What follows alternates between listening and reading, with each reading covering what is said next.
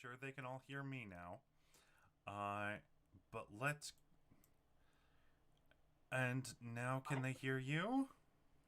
You're about to find out. Not yet. Roger. Okay. Nope, we're good. We're good. Yep. I think we're good Well, now. I guess it's not going to be a superhero high session without some sort of technical issue at the beginning. It's not going to be a Twitch stream without a technical issue. Yeah, welcome let's to just Twitch. be honest. Well, it's just not a stream because it's not just limited to Twitch. I was just like, honestly, like unless you have like a full blown professional setup, and I'm sure Lissa can attest to, even if you do have a full blown professional setup, there's always going to be wonkiness. And especially when you've got like multiple people with their own like internet connections and everything like that. Yeah. Do you know how many times I had to get one guest in for the freaking connections con that I was producing for because his internet in Argentina, or no, was it Brazil? It was either Brazil or Argentina. Was just such shit that day that I swear to God, by the end of that, I was like, I think I have done more work this one session than I have for any of the others combined. All right. Goodness. Well, with that, the technical issues dealt with, let's restart the intro. Welcome, everyone, to Superhero High, a Masks: A New Generation actual play series where I, shortbeardthebard, are to help guide this class of misfits, mutants, and potential superheroes through their junior year of high school at the newly reopened Phoenix Academy for Superheroes. We have spent the last two issues, because this is a comic book, these are issues. We've spent the last two issues getting to know our main characters and building the world of Phoenix Academy together. And today we actually begin the story. But first, let's get to know our players again. First, let's start with Abby. Please introduce yourself and your character. Hi, everybody. My name is Abby. I'm also known as Gale Girl Productions on like TikTok and Instagram and stuff like that. And I am playing Priscilla Sibley, usually just going by Scylla, who is the superhero mage. All right. Nick, let's get an introduction from y'all. Hello there. My name is Nick. You cannot find me. I challenge you to. I'm playing Johnny Connor J.C. Bradley, and his hero name is Spotlight. So for a second there, it sounded like you were playing Waldo. Yeah, That's funny. Even I don't know where he lives. so mysterious. All right. Next, Zoop. Hi, I'm Zoop. You can find me as Zoop Machine on various things. And I play Purvi Patel, who is a scion, and her hero name is Miss Mango. All right. Will.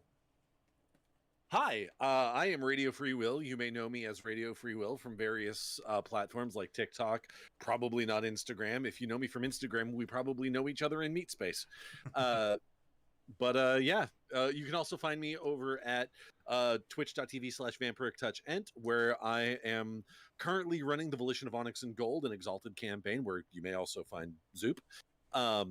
And coming soon to the channel on Tuesday nights, I am going to be running a campaign of The Wild Sea, a low magic, high weirdness post-apocalyptic game where you sail chainsaw-powered ships over the seas of trees. I am so excited to watch the VODs of that.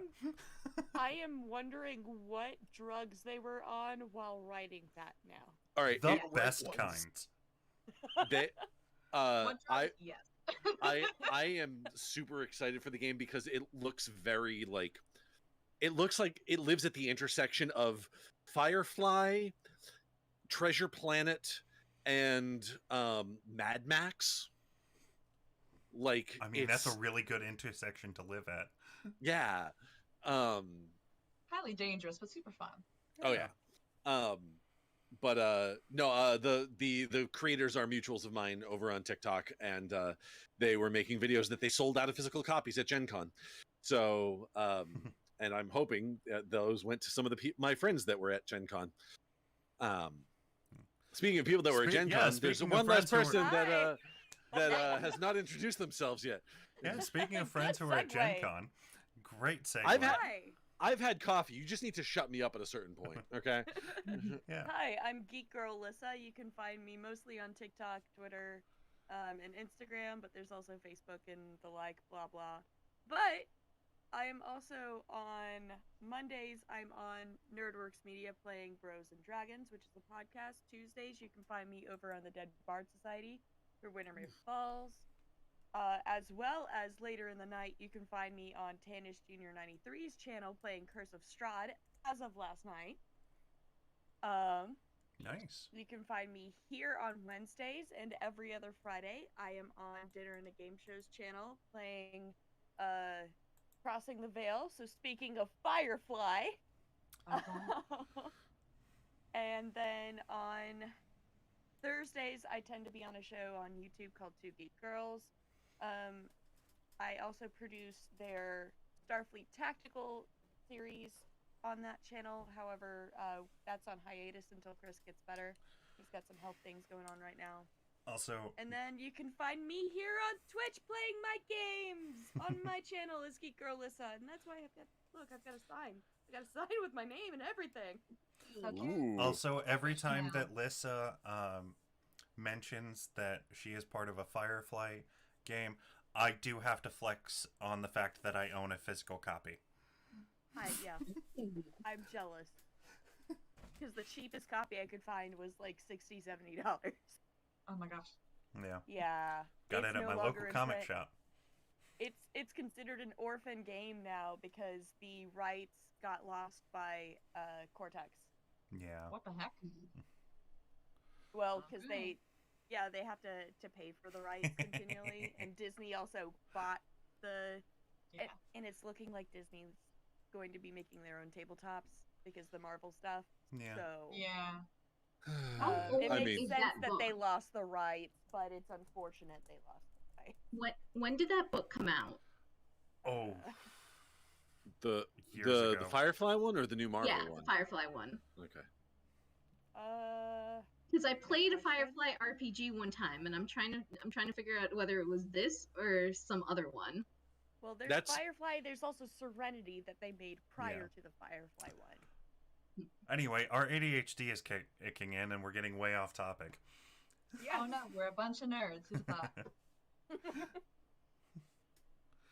This was back in 2005, by the way. The ye old days. Yeah. I don't want to think of that as the old days. Yeah, please don't. Let's not. Ye old days. I think we're all in our 30s in here or older. Nope. Okay, Abby's in her 20s. I am also in my 20s. Young and vibrant. Abby is baby. Abby is the baby, and we love her. Yes, I am also in my 20s. I will not be in my 20s next year, but well, oh, that's right. So, Liz, that means you and I are the old farts in here. No, no, I'm over here too. How old are you? I thought you were Zoop. You're turning 30 this year, aren't you? No, it's a joke. Oh, Zoop's older than me. I misunderstood. Zoop made a joke and I took it as literal. Never mind. It was ... 30 question. All right. Dude, we need to get Will more coffee. No. I've been spending entirely too much time with people that need to take things entirely too literally. So, yeah, no, that's Like, That's I was on like, me. I don't know, if someone else is celebrating their 30th birthday, why don't I also celebrate my 30th birthday? I All would right. like it, right? All right, Am I so the youngest here? probably. I thought Abby was. Either way, What? Never mind. in this game, they're all younger than any of us are. You're all juniors in high school. Oh my god, that means that they were born after 2000. No, they Yep. were born way Oh, before 2000. God. No, right, because this takes place in 1994. Oh, Currently my 1994. bad. Yeah, it's Yeah. 1994. So these characters are technically older than us, Oh, but yeah. also simultaneously younger than us. Yep. Ah, that's right. Oh, time is Thank a you. weird I thought it was a suit. nice segue. The space Wibbly wobbly, time timey continuum. wimey. Once again, we are a bunch of nerds We are a bunch of nerds. But who yes, don't know how old everybody else is. It's great. as said, the year is 1994. It is the first week of school at the newly reopened Phoenix Academy in Halcyon City. A premier city, a metropolis of nearly 10,000 or 10 million people. 10,000 is a small city. 10,000. Gonna say, This just went from New York City to Letterkenny. It's, I mean that. The other day, to be fair, to be fair, anyway, orientation day was a few weeks ago, and now school has started up. You awake in your rooms.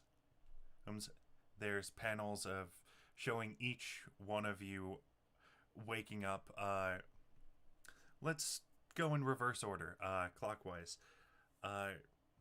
Mina, Yes. what does your room look like, and how do you respond to the morning wake up? So her room looks like, so she's got like a guitar in the corner.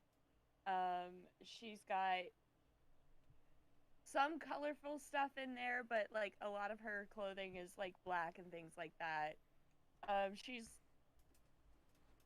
She does have like the typical 90s like pile of what is it called? Fleece, Flannel? flannel. Of flannel shirts in the corner as well. Mina Winchester. Yes. Vibe.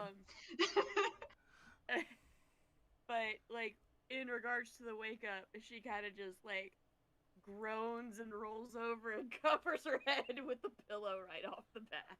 Okay. Actually, this is the 90s. So it would be Mina Vetter.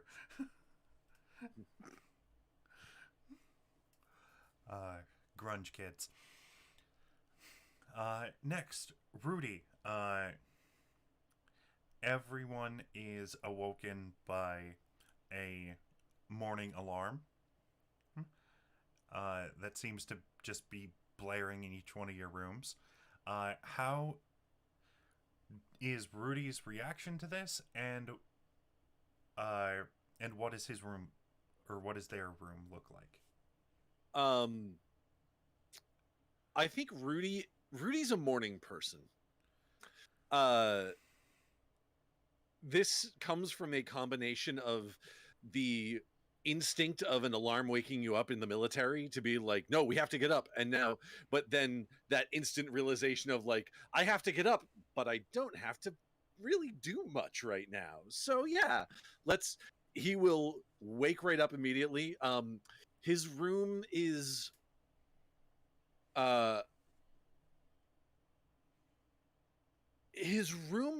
it's pretty bare. Not necessarily tidy, but bare.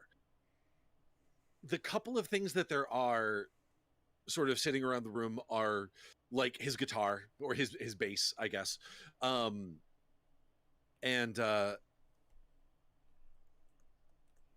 he hasn't had much time to like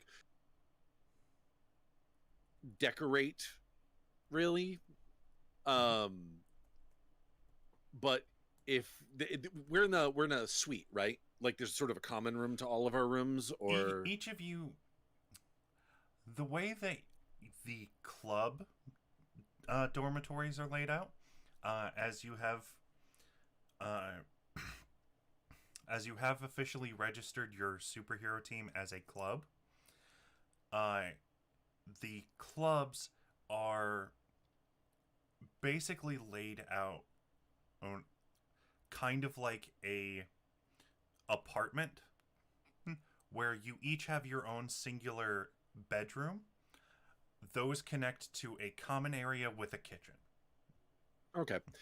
Then Rudy will just immediately, like, eyes open, immediately sitting up and just sort of look around, throw on something that resembles clothes, and immediately head out into the kitchen to make trying to think if Rudy would drink coffee. Yeah, Rudy would drink coffee because it's the 90s. Everybody drank coffee. So yeah, just go down there and start making coffee. Okay.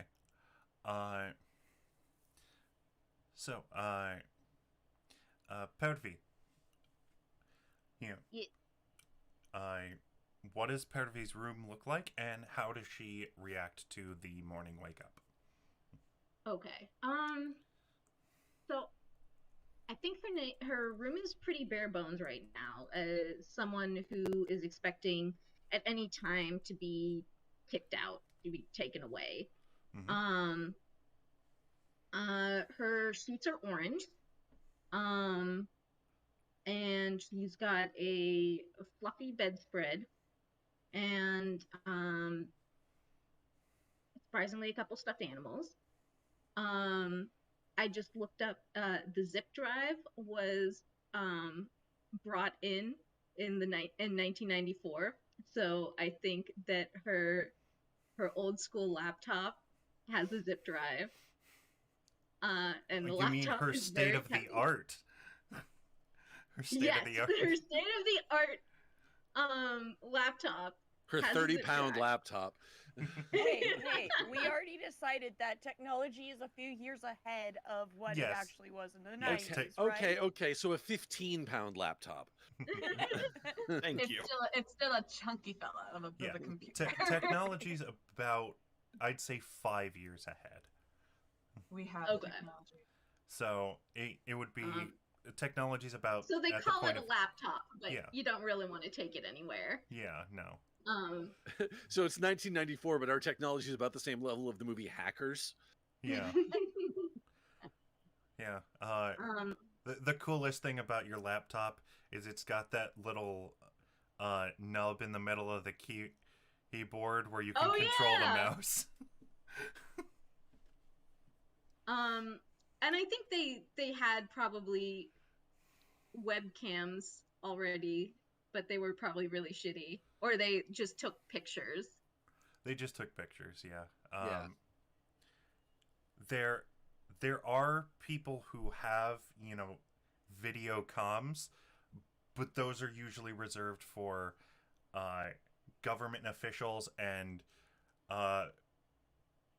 superheroes who have the funding. Okay.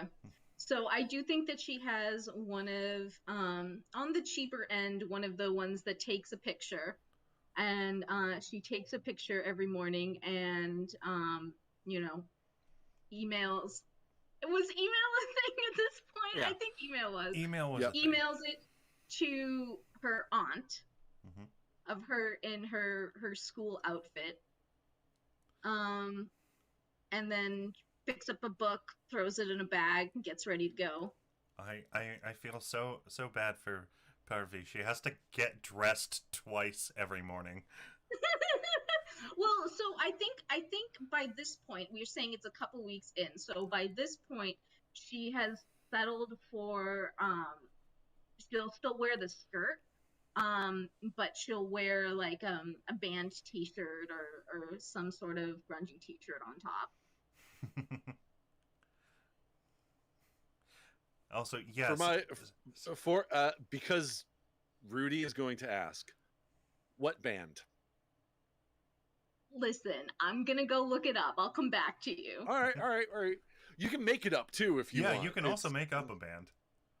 It's true. I could make up a band, but I think it'd be much funnier if it's a real band. Okay. You know Mina's the one that's walking around in a fucking Nirvana shirt. Oh, of course. Of course. Especially Bard. because it's 1994. Yes, hipster Viking. Someone out there has a portable VHS TV. Yes, that is very true. Yes, and wearing a Nirvana shirt, it's not uncommon, especially because, unfortunately, it is 1994, and your sophomore year was bookended by the tragic loss of one Kurt Cobain. Yep. Okay, I'm sorry. It wasn't a band T-shirt. It's a Teenage Mutant Ninja Turtles T-shirt. Legit. I approve. Believe it. We'll think of something different, but there will be an actual team that's, one of those rip-offs of the Teenage Ninja Turtles? One of those teams actually exists. Adolescent irradiated kabuki newts. I will say that those actually exist, and they are a team that operate in New York. Do they have T-shirts? Because maybe she also Yes. has one of their T-shirts.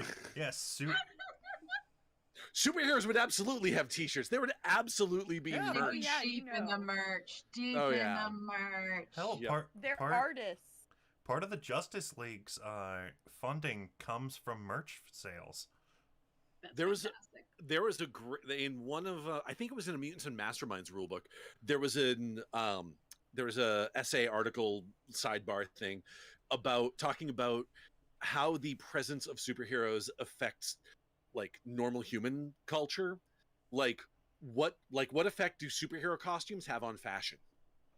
Yeah. Not just in the sense of like you have the superhero logo on your shirt, but those sort of like the leading lines and everything like that. Like how would that affect what people wear on a day-to-day basis?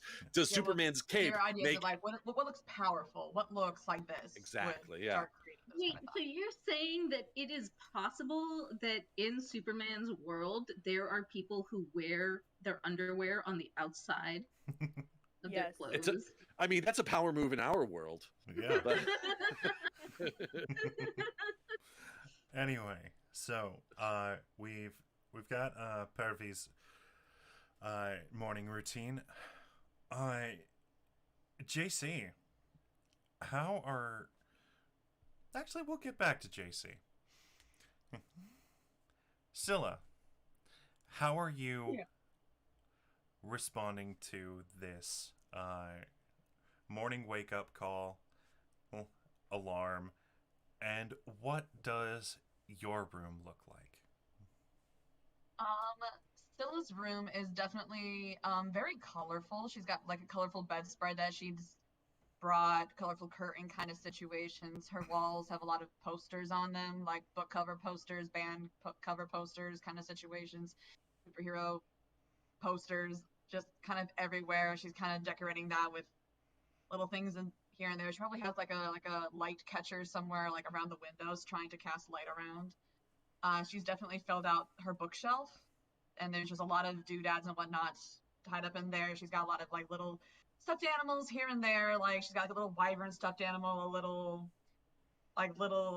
salamander thing, like just a lot of cute little stuffies just chilling around. Waking up, she probably woke up and had a book somewhat flopped out of her hand that she had probably fallen asleep reading and realized she lost that page because she didn't mean to fall asleep, but she did. Oh, that's the worst. The alarm clock would probably, yeah, just like, going to figure that out. Probably just kind of shuffles through the pages going, I think I remember this. Okay, just gonna stick that there. And then to avoid the alarm, she's going to go and turn on a music player, stick that in. Like one of those CD disc things. A Walkman. Stick Yeah. in her headphones. Or And she's just Discman. gonna start like blaring and going about the day. Probably goes off and starts making breakfast or something. Just like like Okay. bobbing, like, yeah, hey, got this. We got this. This is good. Okay, so JC, what does your room look like? All right, so king size bed, silk sheets. It has 4 pillows on it. 2 of them say JC, and the other 2 say SB. It has a very large mirror in the corner where he keeps his Walkman on a little shelf. Which, yes, his latest album is in the Walkman. On the side, there's a door to his closet, which, when you open it, is about the size of the common room. And it's false. He did not wake up right now. He woke up about 2 hours earlier to get his morning routine started. All right. Got moisturize and everything. All right. So he woke up, did his morning routine, and at the time right after the wake up alarm goes off, so does JC's cell phone. Or your cellular telephone. He's gonna let it ring twice because he needs to make sure the other person knows he's not desperate, regardless of who it is. And when he picks it up, he's just gonna go for JC. As there's a panel of, as you answer, the comic shifts to a panel of someone sitting at a desk looking out at the Halcyon City skyline, and the voice on the other end says, "You had me waiting for 15 seconds, John," as you hear the voice of Linda, your manager. And Shit. I'll let it slide because it's early in the morning, but try not to keep me waiting again. Yeah, I'll keep that in mind. Won't happen again. Now, how are you accommodating to your new school? Honestly, it's pretty good. I do have a few complaints, Oh, I'm and sure it's mostly you do. about the menu. Well, not much we can do about that, can we? But I hear that you've formed your own side team. Well, I mean, yeah, it's, what are you gonna do? We're in high school. We're supposed to branch out. I mean, it'll probably be good for the numbers.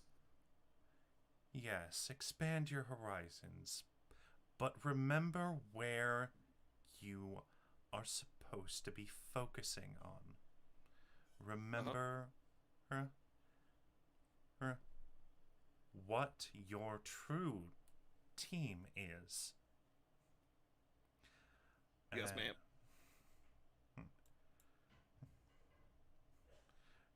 Don't go thinking that you can start your own side project and get away from your contractual obligations. She is currently JC. She is trying to shift your labels. She's going to try and shift your savior down, and your mundane up. Are you That label, not record label. Gotcha. Yeah. Okay, I was confused for a second. Yes. Malia For those of you who are joining for the first time, the stats on a mask's character sheet are known as labels, and these can shift throughout the play of any game, as they are more of what you the world and how yourself see your character.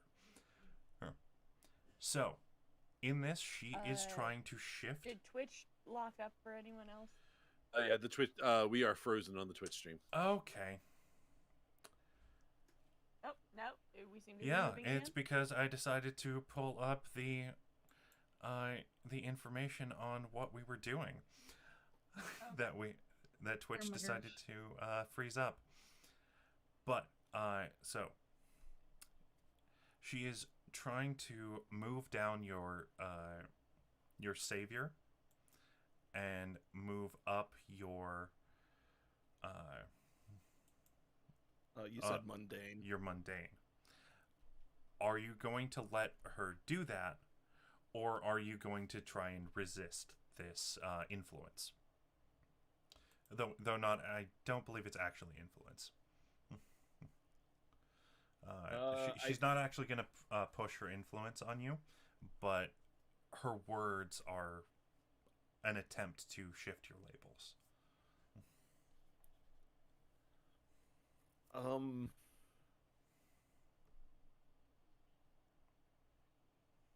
I think he's gonna resist. He started a team on his own. He's gonna try to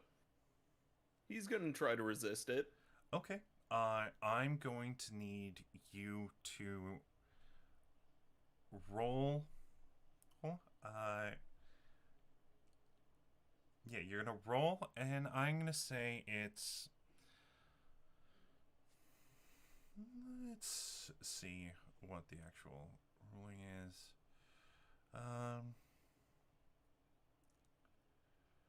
Do. All right, so you're going to roll plus savior, plus the one that she is going to try and bring you down.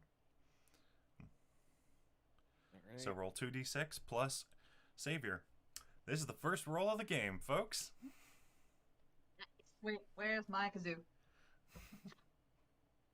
I rolled a I'm so broken. I rolled a 5, 4. My savior's 1, so 10. 10. Okay. Wow. So that is a complete success. You are able to resist the shifting of your labels. And how do you respond to this?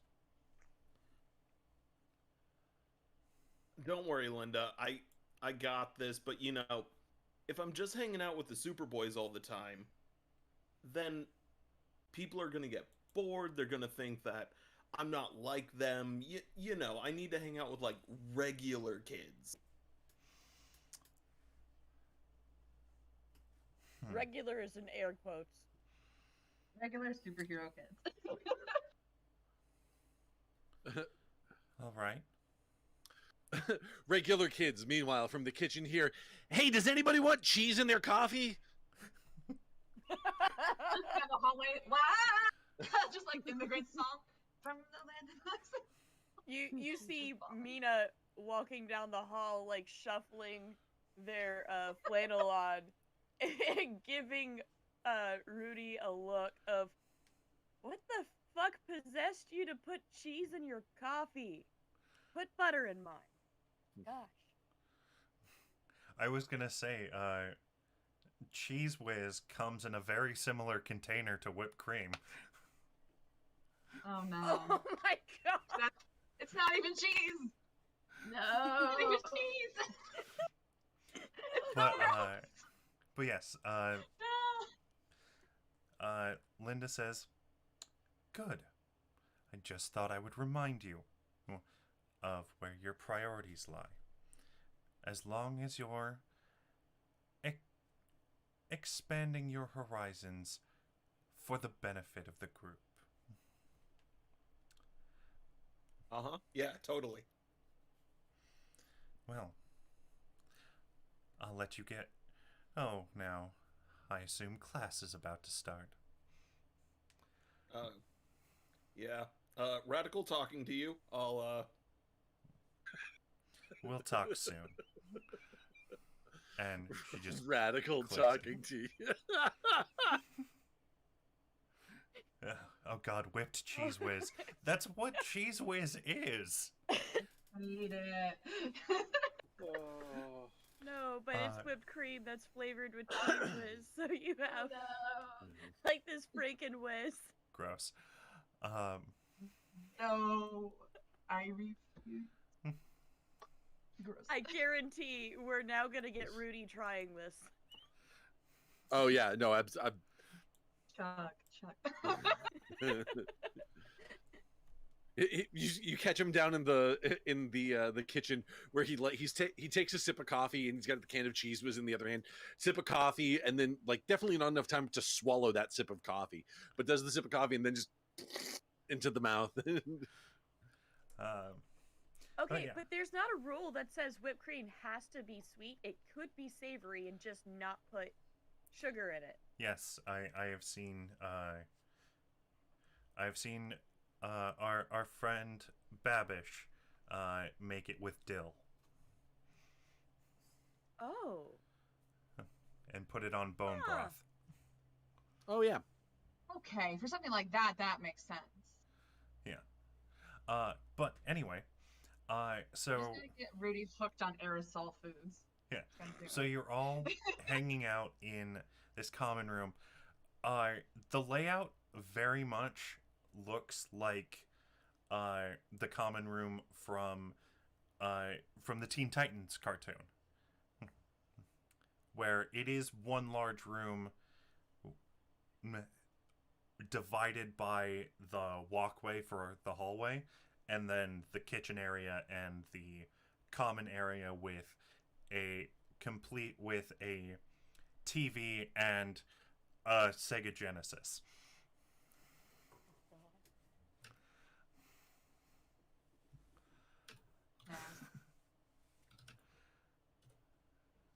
Nina just flops on the couch with their coffee and just like takes a big chug right off the bat and just gives a big sigh. Corvy makes tea.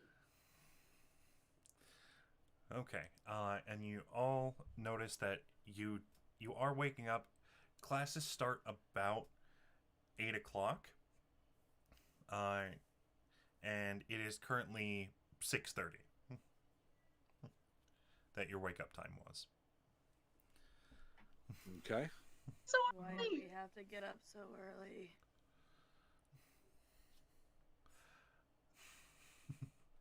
Corvy slept in. All right. I gotta. Oh, all right. Hold on. I gotta figure out what. That was just a random voice I gave to Rudy. I gotta figure out what Rudy's voice is. Yeah, I'm still trying to figure out Mina's voice. It'll shuffle around a bit. Yeah. Terrible at voices, so Pervy's voice is gonna be mine. That's fair and valid.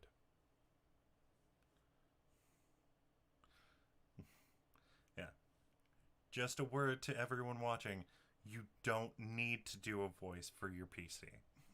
You do not need to do a voice for your PC, but as an aspiring voice actor, I'm going to use this as an excuse to practice. And as an aspiring voice actor, that's kind of how I got into DMing. Yeah. Great excuse. It's good practice for different character really voices. is. Oh yeah, absolutely. All right, yeah, fresh pot of coffee on the fresh coffee in the pot. Cheese whiz is next to it. There's everything else you could possibly want for breakfast. Yeah, that's Stop, Rudy. huh?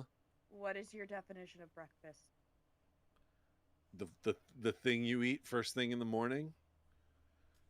No. I mean breakfast foods. We got the little the oval dealies.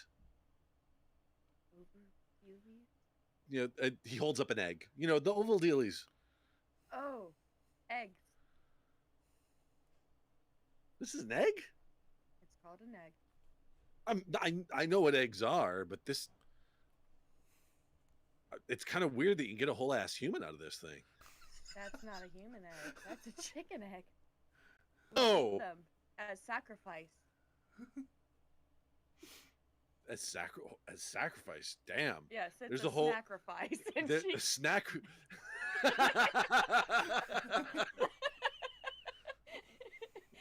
And they walk over to the fridge and open it to see exactly what Rudy has stocked the fridge with while they were asleep. Wait, stocked with? I did the grocery shopping? What? Yes. Seems like a very bad idea. Who was watching Rudy while going grocery shopping? No, I think it's just Rudy happened to have put a bunch of foods they liked into the fridge. Just random snackage. Like, Find the Pop-Tarts in the fridge and pull them out. Oh. All right. Okay. So if Rudy came to Earth and was part of the, early ska punk scene, that means it is going to be Hot Pockets. So many Hot Pockets. Okay, so the Mina freezer's opens just the chock full of freezer, pop. and I know there's that- all these Hot Pockets, Yeah. and they pull out the one box of Toaster Danish.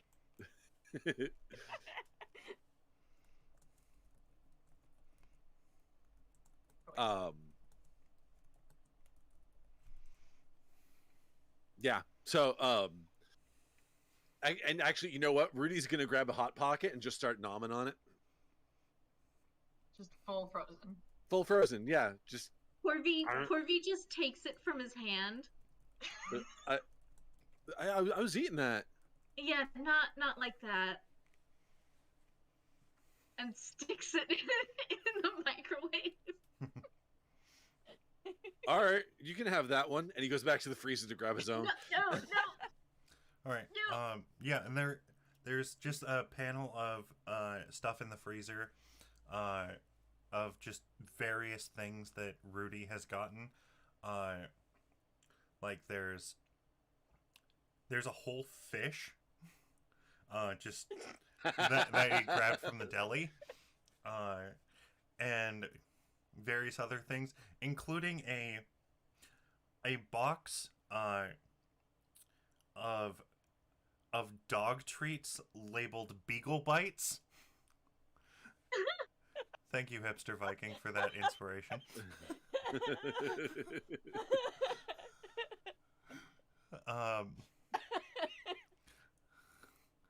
And it's in deceptively similar packaging, as well as like a few boxes of Pop-Tarts. Rough. Lordy. They're the generic brand. They're toaster pastries. Right. Okay, then Porvy goes into her room and pulls out the Pop-Tarts. Gotta love the Toaster secret stash. strudels. Toaster Danish, gosh. Yeah. Mina's not from the U.S. She's from like Norway, Sweden area, and Germany. Sweet. Oh, does she have So that that canned definitely- fish? Canned No. fermented fish? No. We are It's actually, come to think, I'm wondering, that might be the one like line too far for Rudy, like surströmming. Yeah, no, that if that gets opened, it's Rudy's just like, I just No, saw you know a what? TikTok on it. if someone opens it, if that comes into play, I will then figure out how Rudy reacts to it. But like, Mina was born in Germany, but like, mom is a fucking Norse god, so Yeah. she's got Scandinavian food. Yeah. Mina gets a beer. Actually, there's definitely meat hidden in her room, in their room. All right. So, the breakfast goes on. Everybody gets ready, showered, brush their teeth, do all that. Whatever the fuck Rudy does. And they head to their homeroom, where as everyone starts piling into homeroom, at the front of the class, is seemingly not even paying attention to any of his students, is Dr. Ditkovich just his head tunnel visioned into this like robotic head that he seems to be soldering and sparks are flying off of. And when the bell rings for class starts, he looks up and he's just wearing the he's still wearing, as one would think, he would be wearing like goggles that like magnify his eyes, but no, he's wearing those goggles telescoped out, but it's still that weird swirling pattern.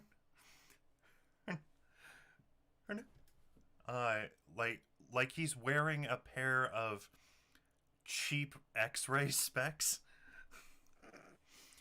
but and he just collapses them and goes, yeah, hello, children. Welcome. I did not notice you come in. But yes, and he's just, Did we get our own Aizawa? Did we get Russian Aizawa? A little bit. Aizawa? We got a little bit of Russian You, Aizawa, but he's like crazy. That's right, you weren't here. Dr. Ditkovich,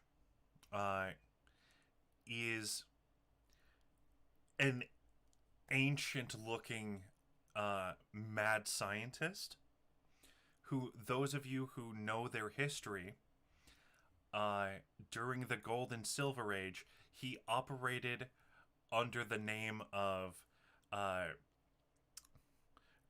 Professor Demento. Your homeroom teacher is a supervillain.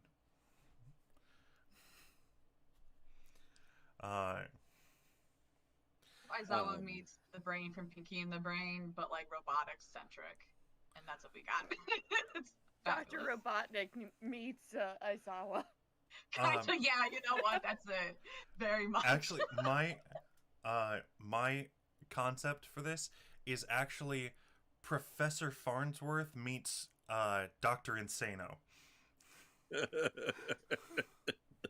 Good news, everyone. Good news. Yes. But he informs you all that that there are going to be some tests coming up with the first month of school. There will be some mock combat for those in the hero program, as well as in a few months. Be prepared. In October, we will be having the Silver Masquerade Ball. It will be the first dance that the school has held. I mean, it will be the first dance that it's held since reopening. But it is a Halloween tradition here, apparently. Not that I would know. Excuse me, Professor. I was not aware that dancing was prohibited at the school. Oh, it's not prohibited. Then what? Then why do we have a? Rudy, I'll explain later. Okay. All right. Cool.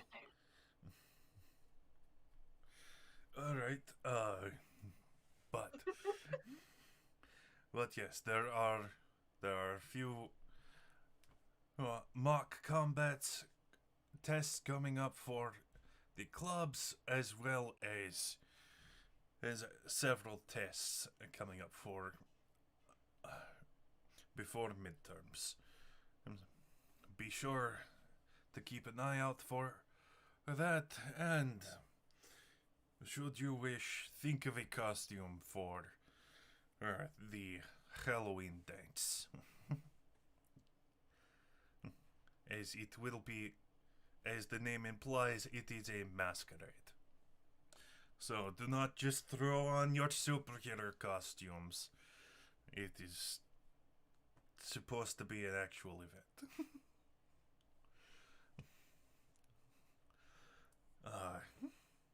Rudy starts to raise his hand, but then realizes that he has way too many questions about this, about what's going on here that he would never be able to answer before first class.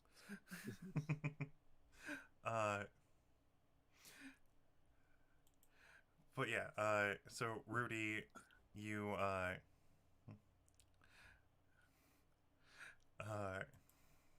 you just feel a tap on your back shoulder as Noah behind you just says, "It's okay. I can explain everything to you if you wish." Yeah, that'd be awesome.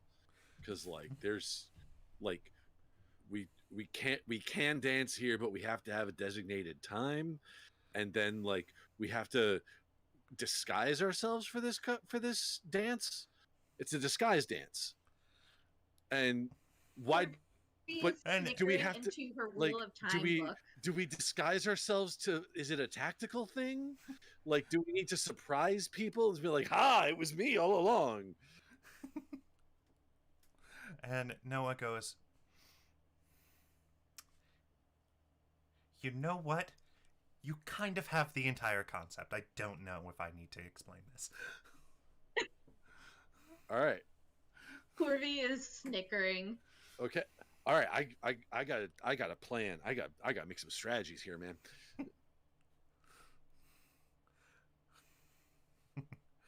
All right.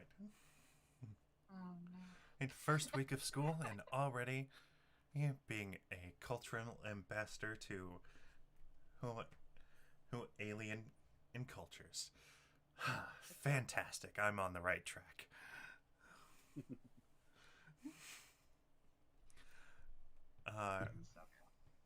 Well, yes. As that goes on, you're pretty much free to talk amongst yourself, or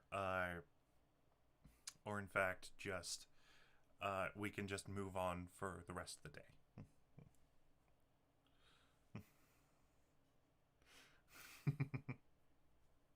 I feel like I had my scene already. Y'all go for it. I feel like Mina's just sitting there, like, with their feet up on the desk, listening to their Walkman, and like reading I don't know, Edgar Allan Poe.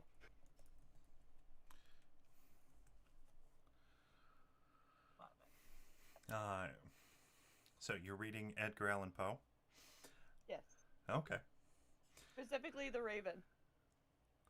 Of course. Obviously. All right. So because The Raven is a poem, I'm going to assume this is in a collection.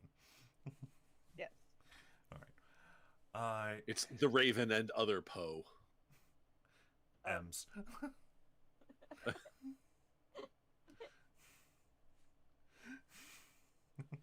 Good night, everybody.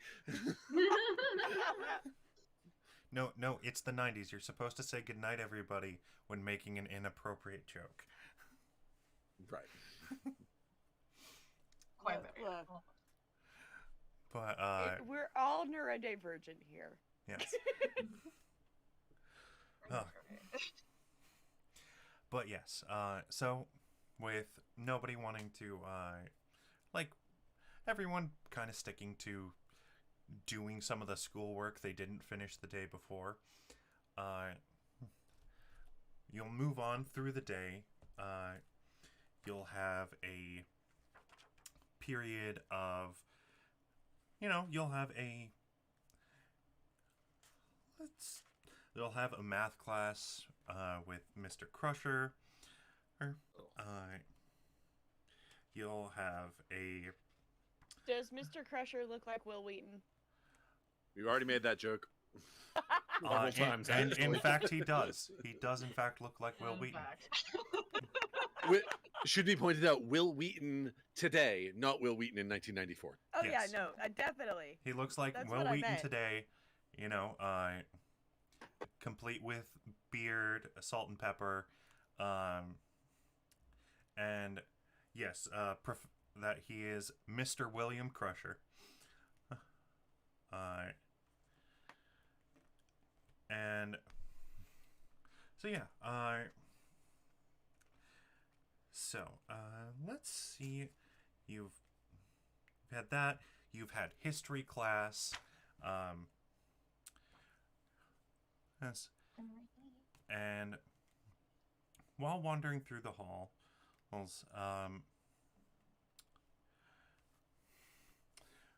which one of you really would care to overhear gossip? If any. JC? One of my abilities is called the Gossip Mags. Let's Oh go. my god. Okay. So Game on. Would you, while in the halls throughout the day, like to put an ear out for school gossip? Yes. Okay. So, I'm going to need you to roll plus your mundane. Oh, that ain't good. Raji.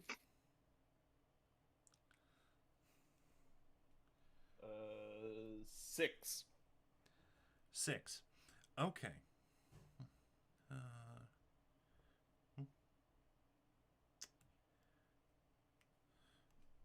So, that is a miss. And so the rumors that you hear while walking through the hall during the day, you hear whispers and happen to overhear conversations about you. They're not good.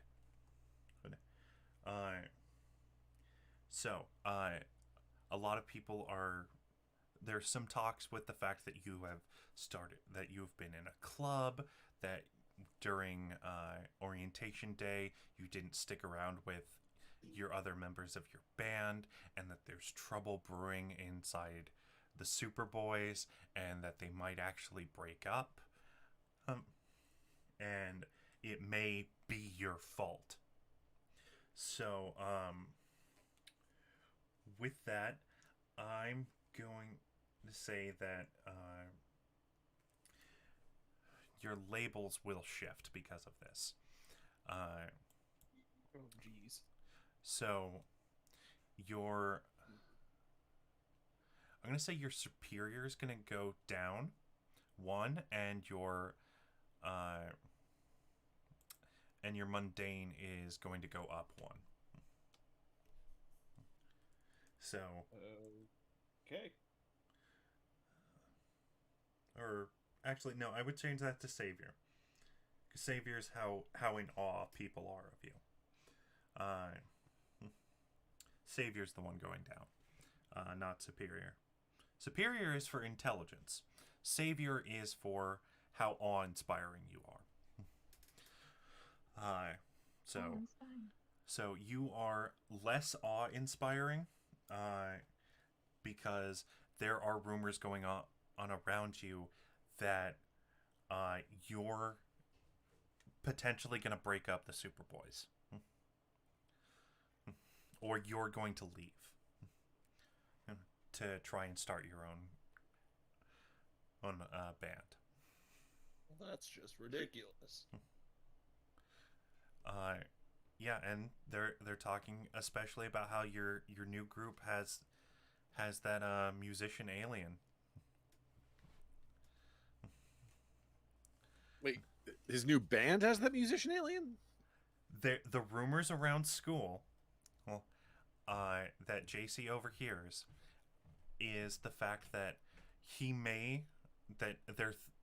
that he's going to be leaving the Superboys to start a new band with that alien with the bass guitar. What a jerk. Yeah. Do we all hear about this, or is this just JC? This is what JC overhears. If he wants to share it, that is totally cool. He can. And point of clarification, Shane. Yes. I mark potential because I missed that, right?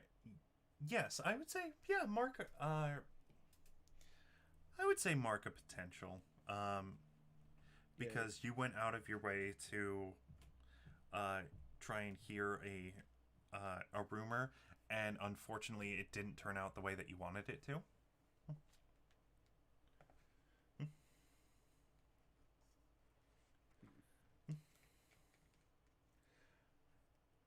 All right. So, as the classes go on, you end up during lunch, and there is a large cafeteria area where students can go and eat together, or you can make the trek back to your dormitory and cook something in your kitchen. That is totally up to you. What are you guys gonna do with that?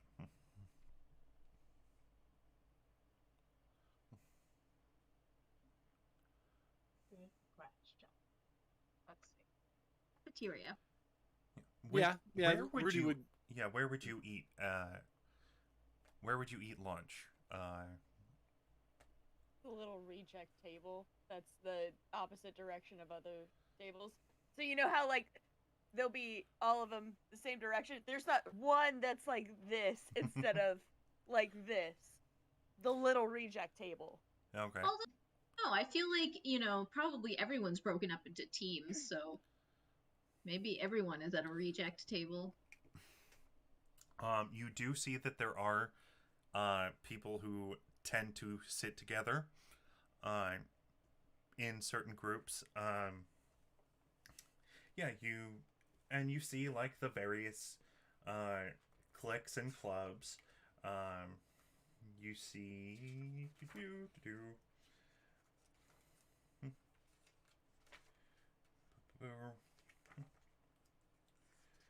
I have some clubs written down here, and some cliques written down for you guys to interact with. Oh my gosh. You do see at one table you see a group of people who look to be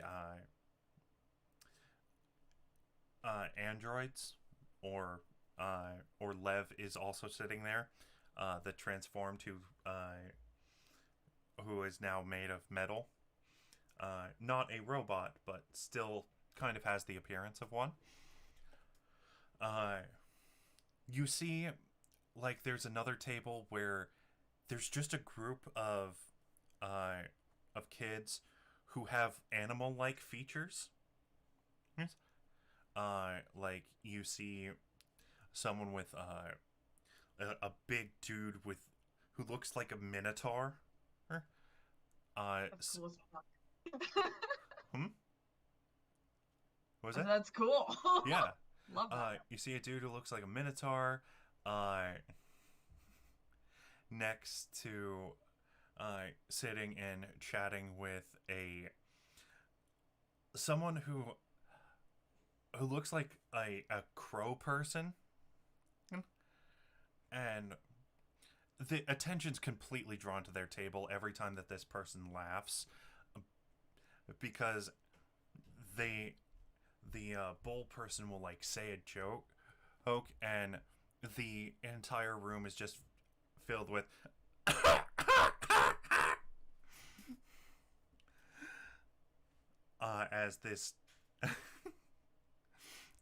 as this crow kid just laughs their ass off, and Priscilla is the biggest fan of that person's laugh. Just like, yes, this is happiness. It's purest form. Mina is still just they turn up the Walkman more when they hear the laugh. I would like to take a second to point out that if this is taking place in 1994, the movie The Crow just came out. Right. Some people might be spooked. The crow person is not into the movie The Crow because yeah, That was going to be my name, damn it! Yeah. he does not enjoy the way that they portray his people. Fucking Brandon Lee, what the hell, man? Yeah. He's one of Those those are people who harsh doesn't crow know it was a graphic stereotypes. novel first.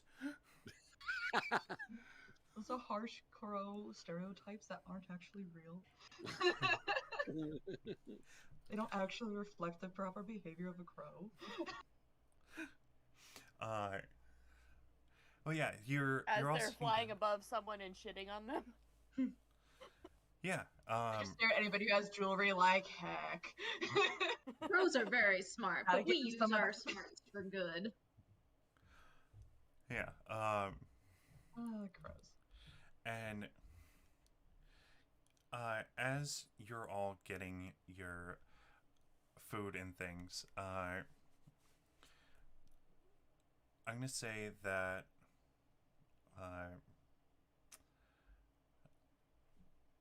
Scylla, as you're getting your food, you see someone come up to you. You know him from your homeroom. He sits in front of you. His name is Emmanuel.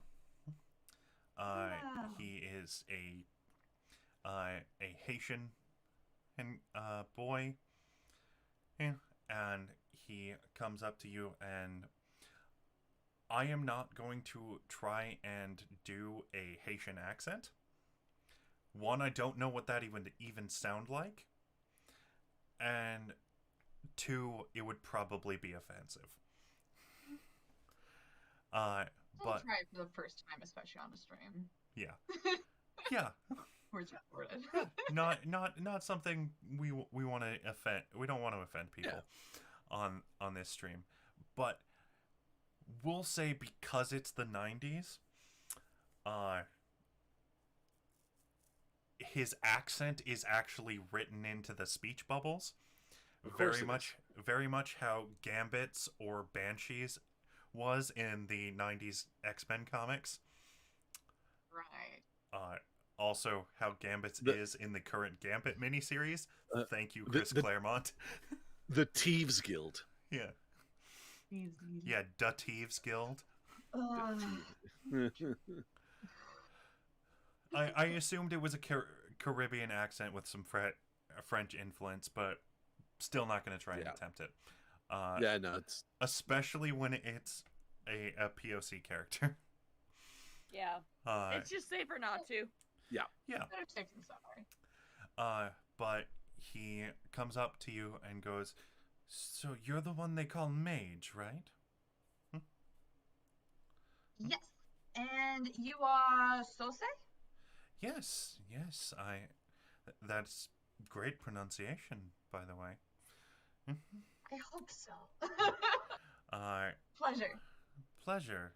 It's nice to meet another magic user. Yeah, where did you learn? If I can ask, if I'm allowed to ask questions like that. Where did you learn? I was taught my grandmother, who taught my mother, but unfortunately she's no longer with us physically. Love the term physically added on to that. It really enhances the sentence. Well, I still see and talk to my mother occasionally, but Be nice about. and she is not. She's more metaphysical now. I was pretty well with the magic. Yeah, she's Unless Nancy's still kind of non-corporeal. covering him. And who likes being corporeal anyways? She corporeally challenged. But yes, where did you learn magic? Kind of a similar story. I learned from my grandfather. Actually, still learning from him in a way. My great-grandfather. My grandfather didn't want to learn and then didn't let his kids really learn. But, kind of got around that, and he's taught me for a few years now. Still figuring out spell work. You have to be strangely specific, or else things go wrong. But that's what learning's about, right? Indeed it is. And what sort of field have you specialized in for,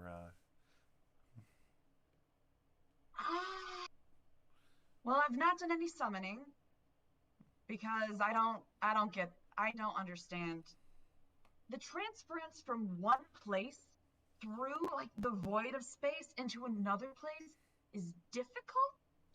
Like transferring myself is one thing, but asking someone that I'm not quite sure where they are to be over where I am is a bit more difficult sometimes.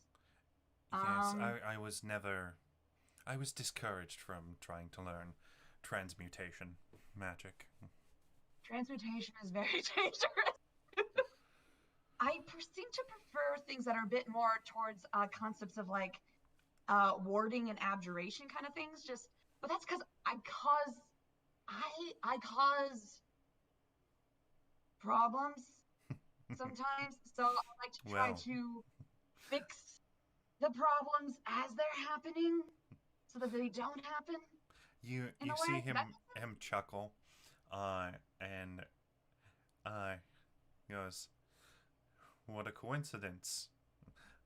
I also happen to be a bit of a troublemaker. Corby scowl. I my study for now is in the study of luck magic. Ah, how does that work? Well, Sometimes it does, sometimes it doesn't. it's a few simple spells used on used in conjunction with each other that I use to help influence the odds of something going wrong for people. To go wrong with someone. Yes, sometimes it happens in unexpected ways, but So you twist karma. karma is a different form than luck. Karma is you get what's coming to you. While luck is simply entropy. Never thought much about luck before. But that's fun though. Oh, it can be. Especially when things don't turn out the way that you expect them to. I suppose that's an element of surprise. Indeed. But it was very nice to speak to you. I'm interested in getting together all of the magic users that I can find. Maybe not forming our own club, of course, because as you know, there are already so many official clubs. But maybe a study group. That would be interesting, kind of, learning everybody's different magics from different places. Indeed. That'd be Shall fun. I mark you as an interested party? Sure. I love learning new things. Fantastic. Add some new things to my books. It'd be fun. Fantastic. I am so pleased to hear that. And, well, No, yeah, sounds like a blast. I'll let you to your food. Definitely looks appetizing. As his eyes glance down to the food that you have, which honestly does not look bad. Especially for a private school and a school for superheroes. What you have is very healthy and definitely high in protein. Well balanced. Well balanced. There don't seem to be many desserts in the cafeteria. Where are the sweets? Yeah. The closest you would get is there's some chocolate milk and some juices. I think as Emmanuel walks away, because Porvi is still reading her Wheel of Time book, I think her finger slips and she gets a paper cut, and she says, "Damn it, it's like that guy." Whether it's actually him or not doesn't matter. It's just associated with him. Yeah. Uh,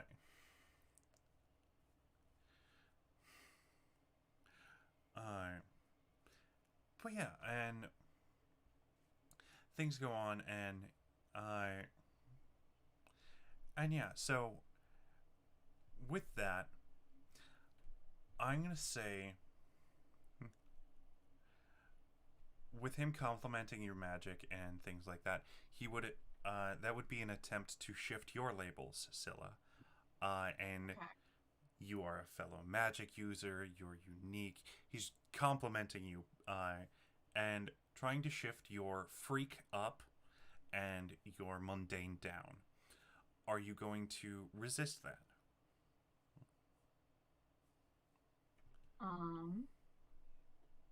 Where the frick did I put my labels? I will say the freak label. It helps you with using your powers.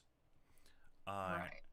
It adds more to your rolls with using your powers, but the higher your label of freak, the more that you're seen as not really.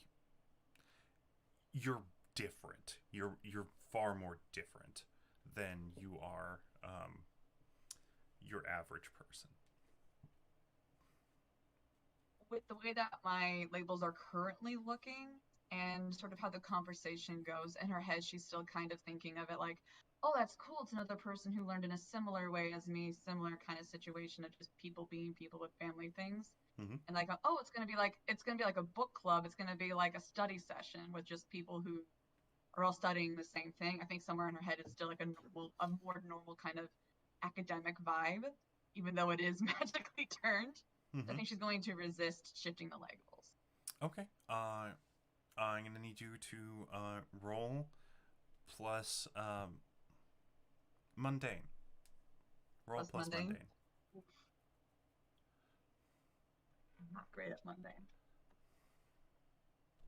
Ooh. That would be a total of 9. Okay, so 9. Rolled That a 10, -1 mundane. okay. That is a partial success. So you do that.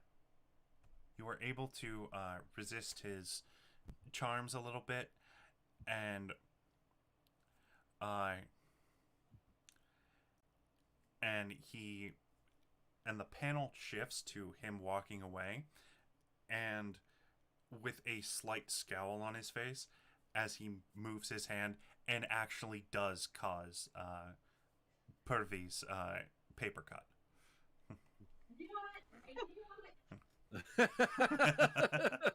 Angry pervy sounds from the distance.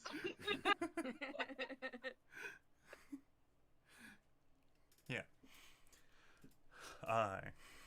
Sorry that you suffered for. As he goes and talks to someone else, and so Mina, what is Mina doing during lunch? Mina has kind of. They've grabbed like a hamburger from the line and everything, some fries, and just sat down again, kind of like just listening to their Walkman because they're like no one would want to be my friend. Like, there's a lot of self-doubt there because they're like, I can literally cause the end of the world any second if like shit goes wrong. Yeah. If Mina is sitting by themselves, Rudy is absolutely going to go over and sit with them. All right. Yeah. So, the panels in this comic. Whoa, what was that noise? Did something happen? You're lagging a bit there, friend. I am lagging. Wow. Weird. A little bit, yeah. Well, it's your guys' show, so me lagging is no problem. So, But you lagging can be an indicator that we'll lag on screen too. Oh, that is fair. so Mina will have enough time to sort of like sit down and like stare at her food for a minute, their food for a minute, and like feel bad about themselves. But then a tray will just sort of like slam down on the other side of the table from them. Yeah, so like as the panel layout would go is there would be the empty table with Mina sitting on one end, and then another panel of Rudy slamming down his tray as he sits down on the other end, and then a transitional panel of Rudy moving, sliding down the bench right next to Mina. Rudy's gonna lean in real close, and all right, this is really important. I need you to level with me, okay? And he's gonna skewer one of the steamed carrots on his tray and holds it up like it's life or death, and say, "What the fuck is this?" Mina just laughs and takes off the headphones and goes, "That's a carrot. It is a vegetable. Supposedly they're good for you." Supposedly, ain't risking it, They're good and for just your yeet. Okay.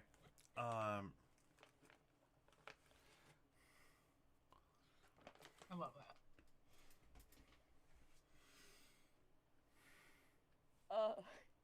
That's fucking great.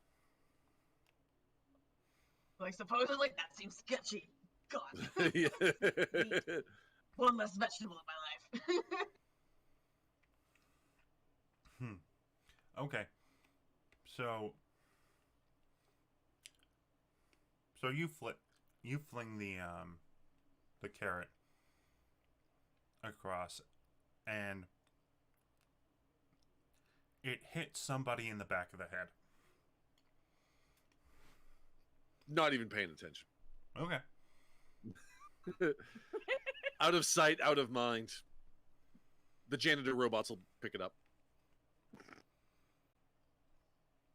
Okay. So continue with your conversation. They just remind me of a thing back home, and like it felt weird that they'd be serving it to us, but like at the same time, I don't know. Maybe it's I didn't want to like trip balls in like the first couple of weeks of school. And it's, You know, you make me wonder what substances on Earth would actually make you trip balls. Because there's no guarantee your immune system works the same way ours does. I mean, everybody keeps making fun of me for the coffee and cheese whiz thing. It tastes great to me. You know, I'm sure it does. It's still a little weird. Young Maybe just don't do that in front of guests.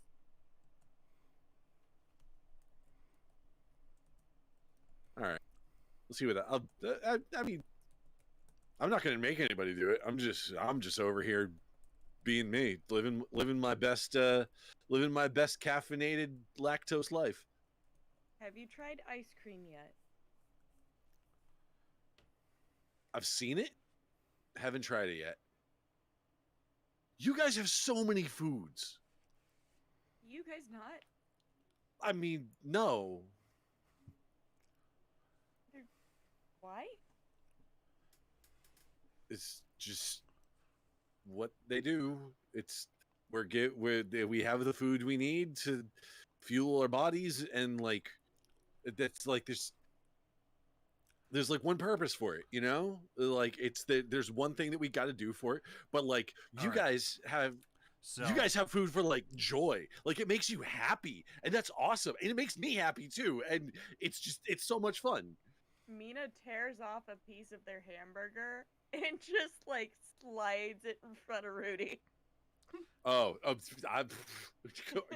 are you kidding? Like I spent July at Long Beach, like sleeping on the beach with folks. I know these. That is not a good one though.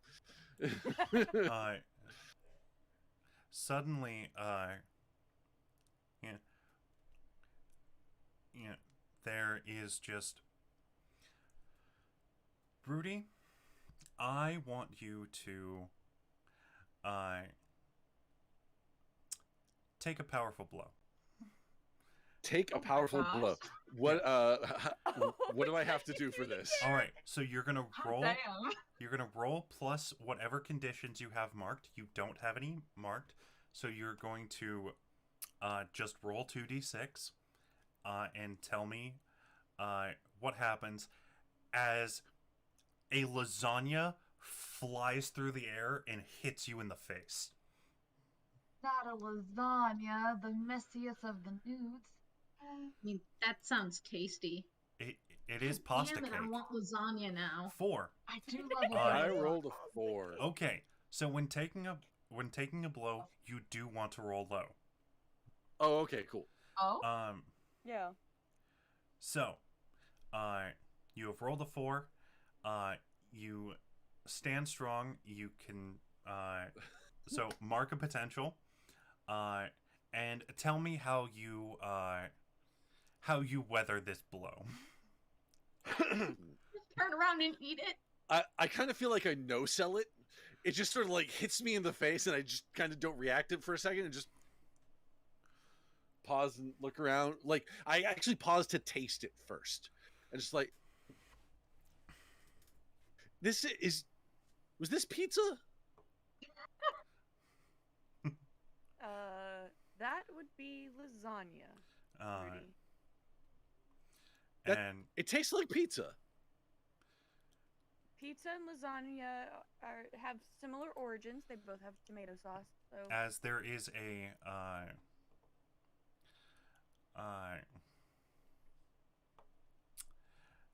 there is just a panel of the person who sent the lasagna your way, would be home run holding his magic bat, having just swung that and launched the lasagna in your face. Hey, thanks for the lasagna, man. Appreciate it. Like I'm still learning all the foods here. It's really cool.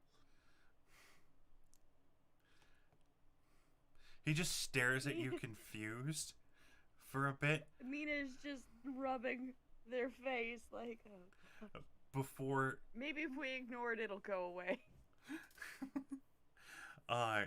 before the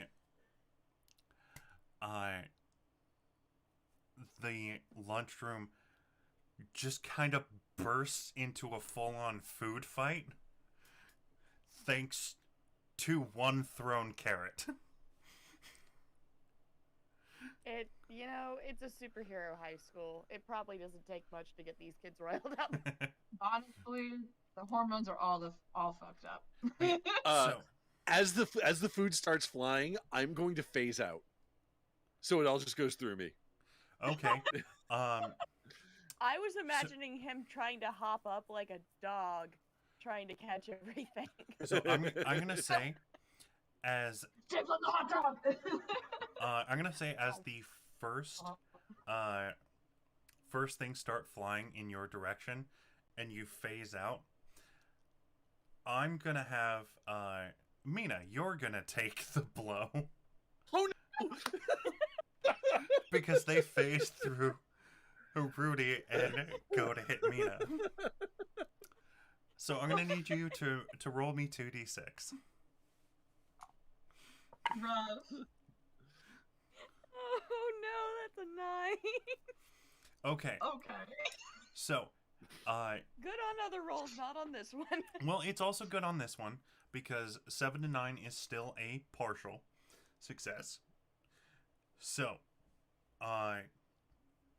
you have the basic moves before you. Yes. So, for those who don't know, when you take a powerful blow and you roll a 7 to a 9, Oh, you can. I'm being called. Okay. Well, my yes. brother's got it. Never mind. Okay. One person can choose one thing to do.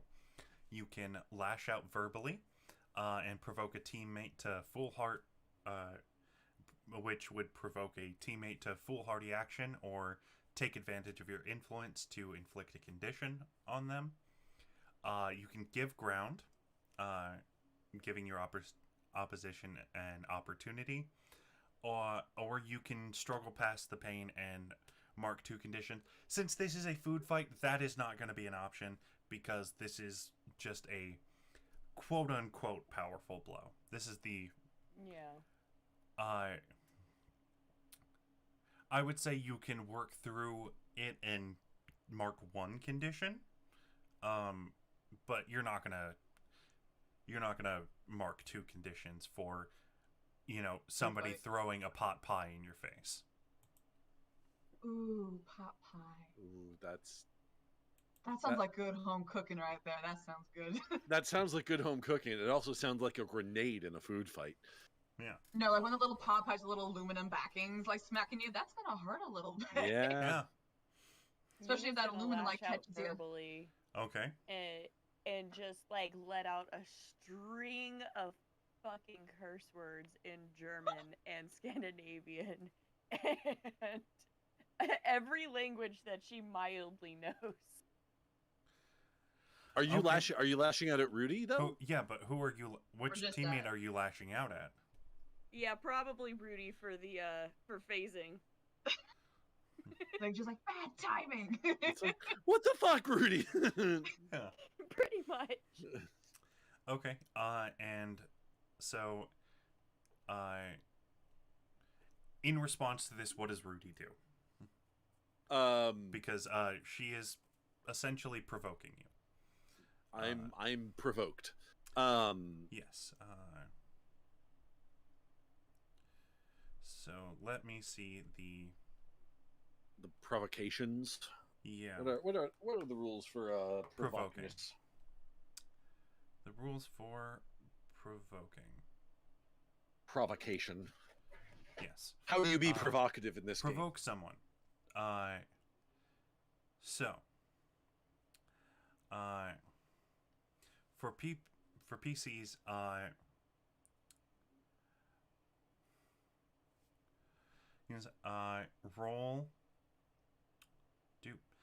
roll plus superior, Mina.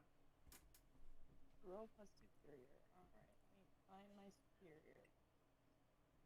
That's a 0. It's superior, so.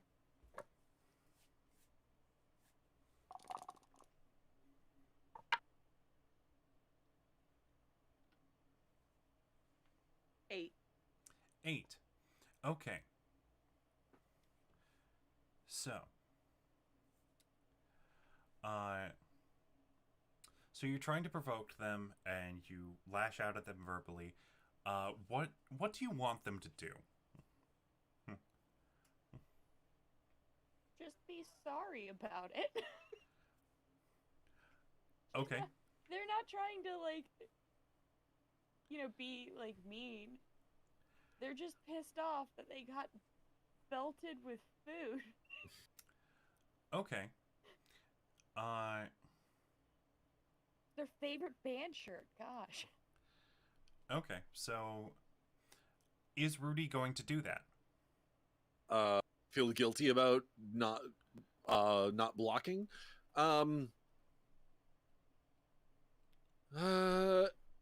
Yeah, I'll say so. Okay. Yeah, it's just like, oh, sorry, instinct. All right. Actually, you know what? The rules for provocation in this, I don't think fully apply because you took the powerful blow, you lashed out to provoke a teammate, and I would say that marked the condition of guilty for Rudy. Oh, yeah. Okay. Where So is guilty? Yep. yep. So I mark am now down guilty. Rudy feels guilty. Which is a fun thing. Conditions, they give you negatives to rolls. And you can only clear that condition by doing specific roleplay action. All right. Powered by the Apocalypse games are fun like that. Mm-hmm. Yeah. Oh, looks like we're frozen again. Oh no. Dude. There we go. Hopefully we are not frozen this time. Yeah, it looks like Yeah, we're moving good. again. Okay, there we go. Yep. Yeah. Punish me for trying to look up the rules. Oh my god. But yes. So Rudy and Mina are having this going on. And so what are the other three members of the Upstarts doing? I'm gonna create a shield, cosmic powered shield above me and Scylla. Okay. JC, what are you doing? Well, JC decided to sit with the other Superboys during this lunch period. So he's going to follow their lead. Okay. Well, they're slipping. They're gonna try and slip out of the lunchroom so that they don't get in trouble, because this kind of thing usually gets people in trouble, and that would be bad for their image.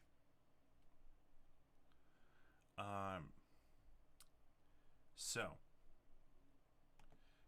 you can definitely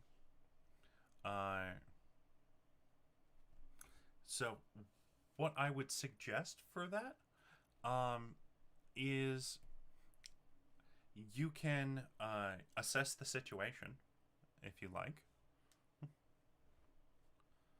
Yeah, let me roll for assessing the. All right. So you're going to roll plus superior.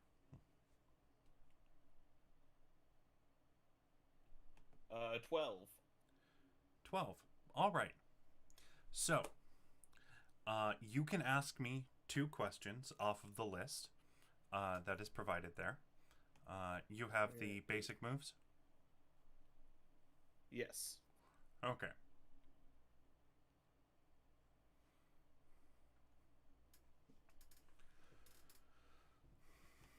So which 2 do you want to ask me?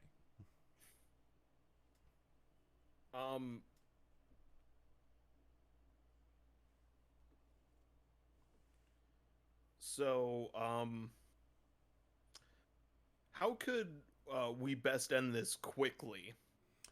How can you best end this quickly?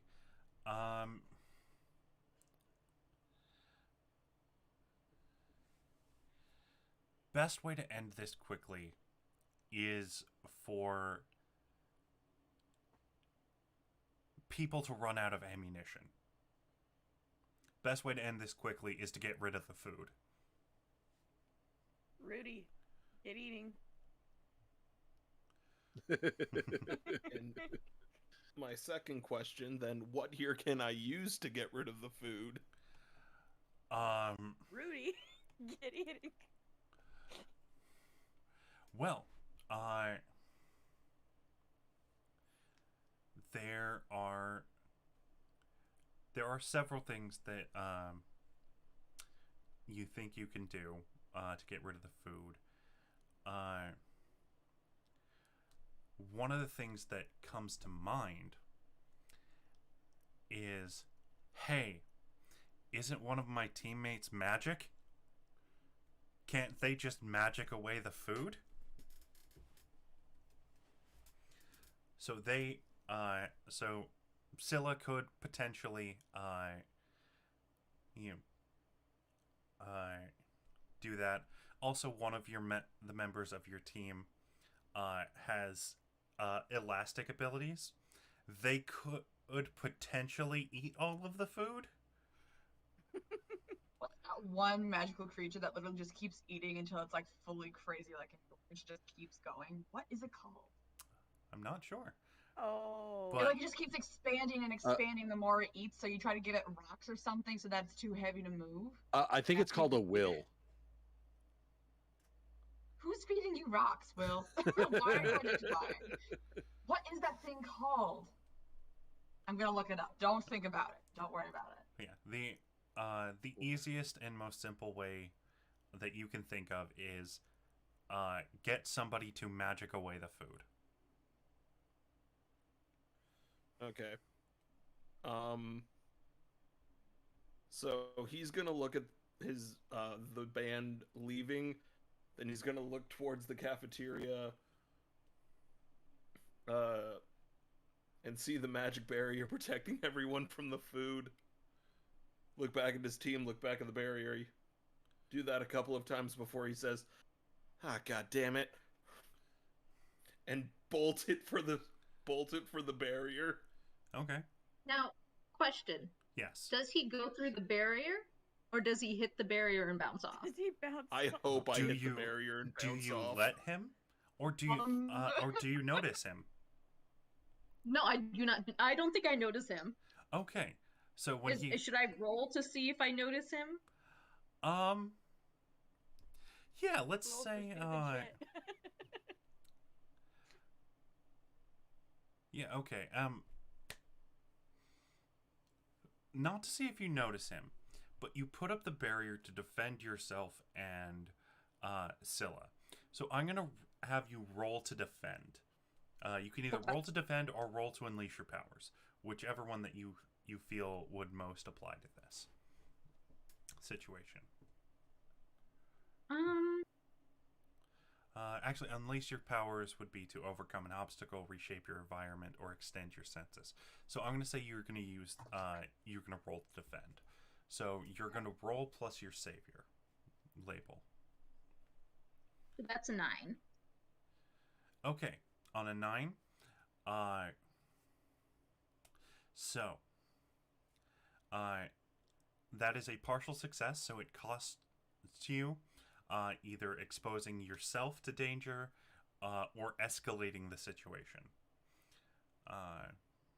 Can it escalate the situation by, instead of just being a barrier that it stops, it ends up being elastic and bouncing food off?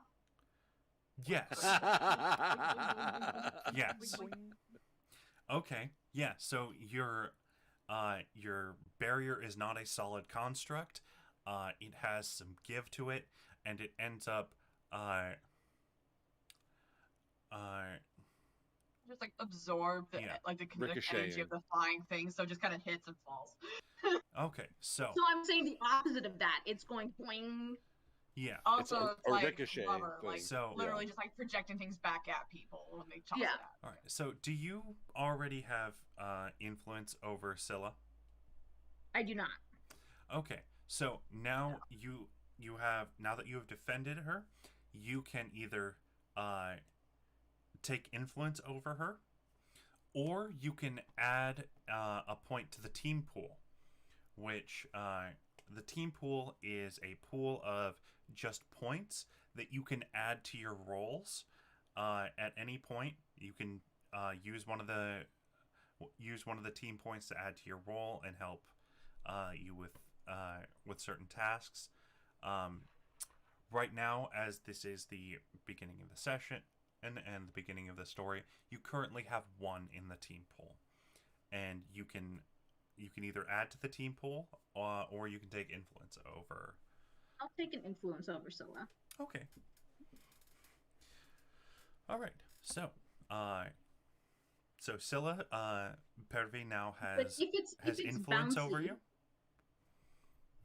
If it's bouncy, that means that JC hits it and bounces off. Okay. Well, it was still a partial success to protect him. It is I'm a protecting Scylla. you're Oh, to protect she's Scylla, she's okay. protecting Scylla. The partial Okay. success is JC the bounced fact off. that everything is bouncing off. Yeah. It's kind of escalating the situation. Right. Okay. And then if JC hits it and bounces off, that's gonna really escalate the situation. The kid Yes. just gets flown. JC's just running, dodging so- and weaving, putting up light shields. Okay. Jumps, winks at someone, hits the bear. Sorry, Shane. Yeah. So here's the thing: is you bounce off, and that's also going to be part of the escalation of the situation. As you bounce off and hit somebody, I'm going to say roll for a powerful blow. Gonna knock a kid over. Is he taking a powerful blow? Yes, He's because the kidding. impact of you hitting somebody. Mm. The answer is yes to both.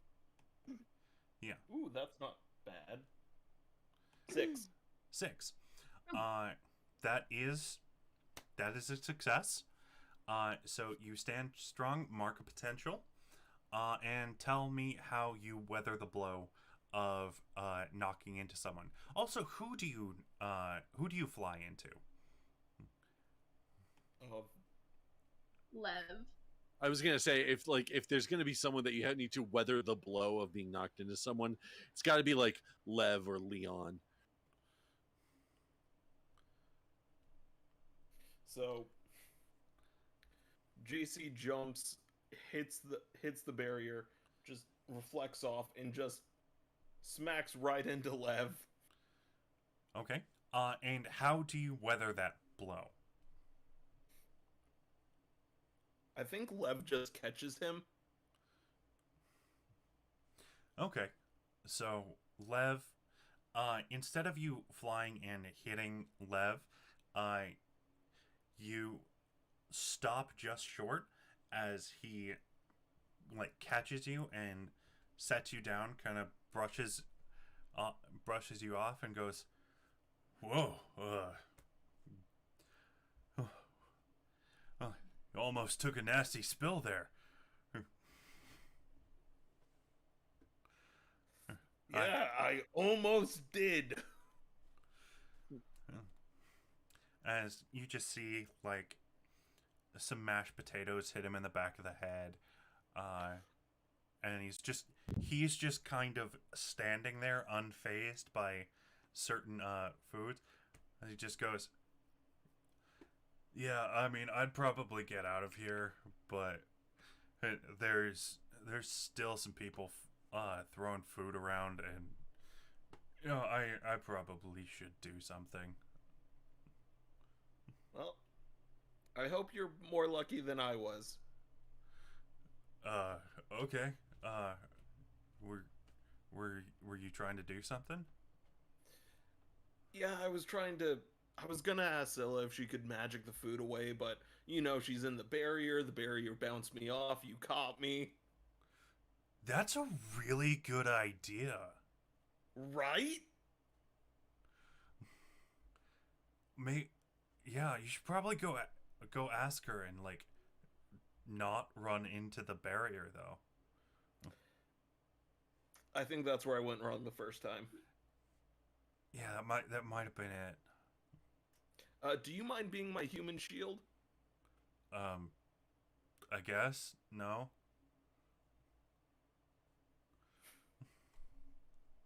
We're just gonna walk up to the barrier. Okay. So yeah,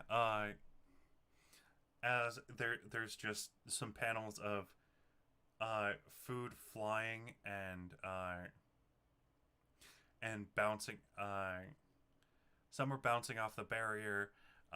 Some are splattering against the wall, and a lot of it is just splattering onto Lev and not really getting onto JC. There's a bit of gravy on your shoulder, but nothing too serious. Yeah, and so you and Lev walk up to the cosmic construct that Pervi and Scylla are behind. Can I get in? You can talk through it. It's not sound. Can I get in? Oh, yes. To start the joke is knock knock. Then we say who's there. Who's there?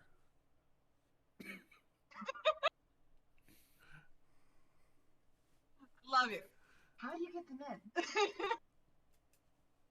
Like, do you create a door in it, Pervy? Like, how do you get them in? That's a really good question. I will try to create a door. Like, can you manipulate the door?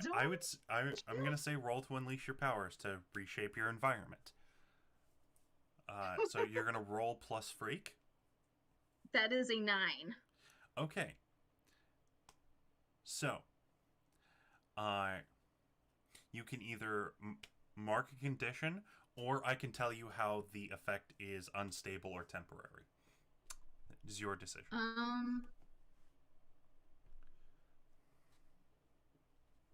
How is it unstable or temporary? Okay. So, you are... It takes a lot of concentration for you to even create these barriers. So, you're trying to think, okay, I need to find a way for it to be open and for it to let somebody in, but also keep all the food out, and you're thinking really hard of how to do this, and there is a small gap that opens up, but you also see the rest of it start to phase in and out. So the construct is unstable because you're trying to basically focus on two things at the same time. So there is a brief opportunity for you to jump in, and I assume that you do. Yes. Okay, so you jump in, the construct re-solidifies, and Lev's still standing there going, wait, you didn't say the punchline. I love Lev with my entire soul. Love Lev. If anything bad happens to Lev. Or baby already got tripped. Too pure. He got tripped by his crush. Oh, it's hard to get through the head of a himbo. It's just how it be. Lev is destined either for greatness or to be legally designated as construction equipment. Yes. I love Tiny Tina's Wonderland.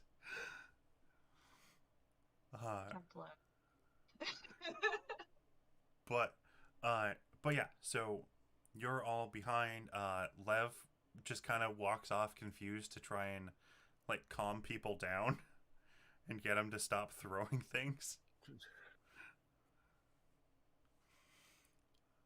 So yeah, there's 3 of you huddled underneath this bouncy construct, and there is just Rudy and Mina in the corner. What's people gonna do? What are you doing here, JC? Just pissed as hell in the corner, like, okay. Nice place you got here. So Mina's gonna use their body transmutation to turn themselves into a sparrow and hide on like one of the fucking lighting fixtures. Okay. Yeah, pretty much. So I'm gonna say. Or no, she turns herself. They turn themselves into a raven. Okay. Because they were reading the Raven. Okay. So I'm gonna have you unleash your powers. Do a heckin' perch. Do a heckin' perch. Alright.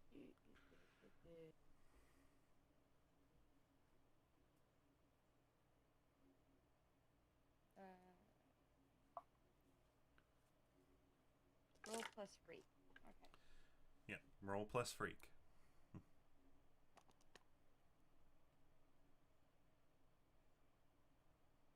Okay, so that's gonna be a 10. 10.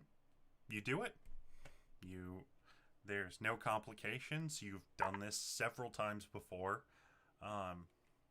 Either to get out of awkward conversations or just when you want alone time. I love that. It's like, I don't want to have this conversation anymore. I Sparrow. love Bird. this imagery As- of Mina being like, fuck this shit, I'm out. Caw. As for and Rudy, you see for the first time ever, you see Mina like literally anamorph into a raven and fly up above the fight and to perch themselves onto a ceiling fixture. Okay.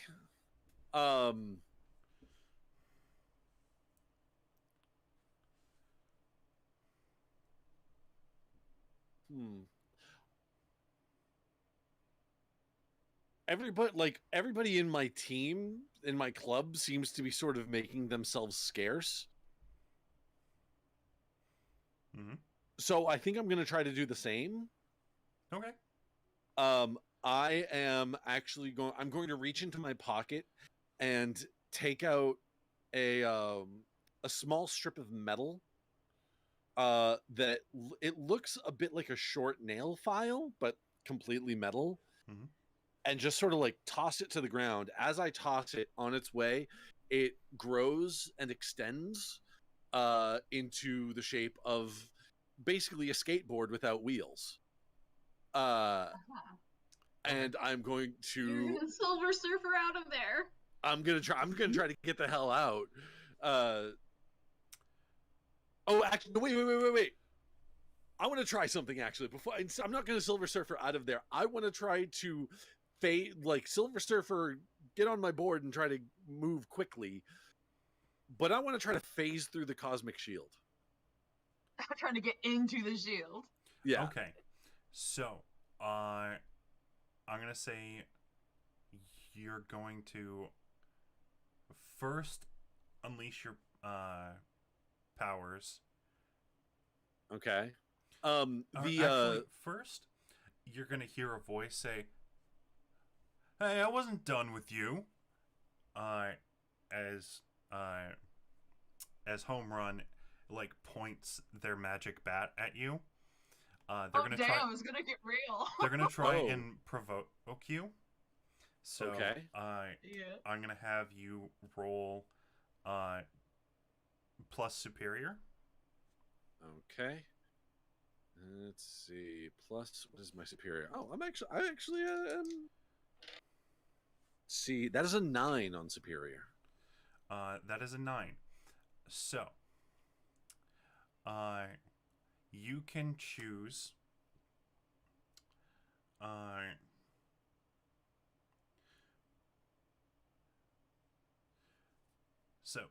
You can choose to have them.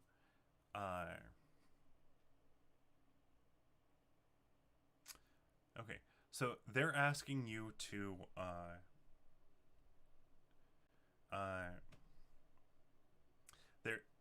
They're provoking you to stay and face them. And so you have rolled a 9. You can either choose to do it or you don't. He's pointing his bat at me? Yeah, he's pointing his bat at you.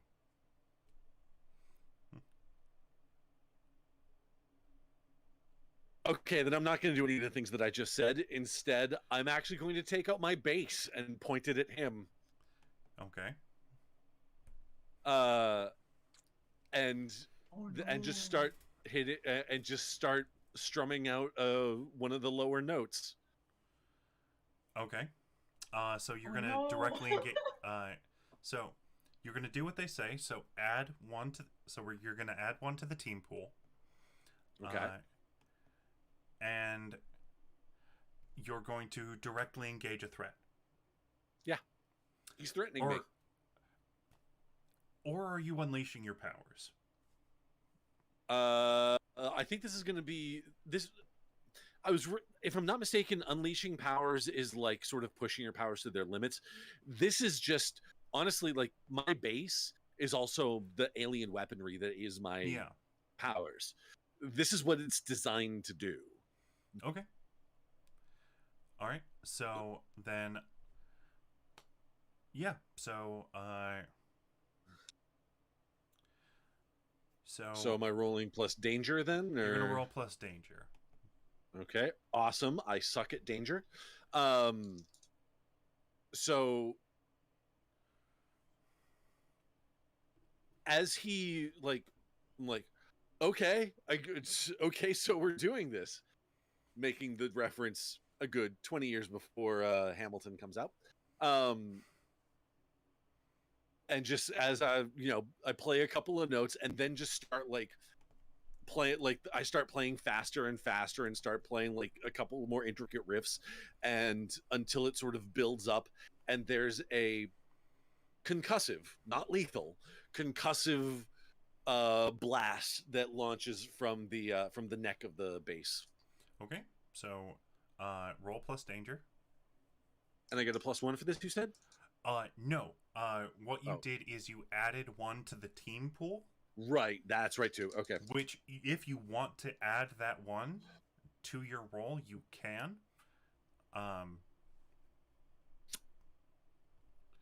But the team pool is a resource for you. You rolled a 4. Big 4. Okay. So. Does he hit the blast back at me? Oh my gosh. He's got the baseball bat and I just threw something at him. Okay.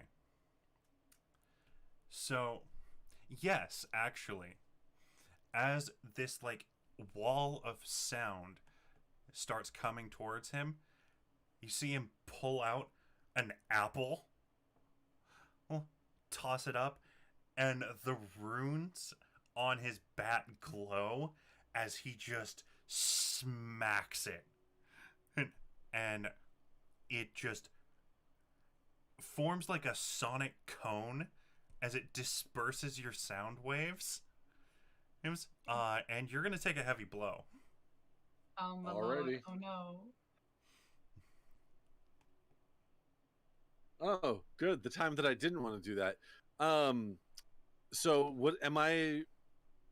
You said this is with the conditions, right? So am I taking... You're rolling 2d6 and you have a condition marked, so you're rolling 2d6 plus 1. Plus 1. Okay. That is 9. 9. All right. 9. So take a powerful blow. So I can lash out verbally. I can give ground. Your opposition gets an opportunity. Or I can struggle past the pain and mark 2 conditions. Yes. I'll give ground. Okay. So there's just a wonderful, wonderful panel of this apple just smashing against Rudy's face. There's apple juice splash and little chunks everywhere. It looks the splash even like goes into other panels. Nice. And you are there in a daze.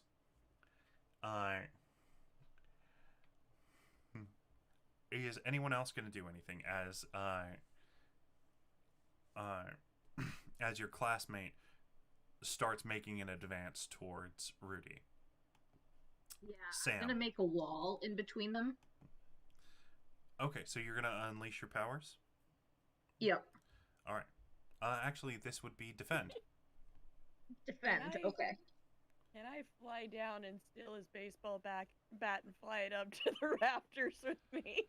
Strong is this fucking raven. I'm gonna say probably not, because I have superhuman strength and speed, though. okay. So... I would say first This raven goes new. I would say you can directly engage a threat, and if you hit, you can take the bat from them. Okay. Oh my lord. So we have 2 in the team pool.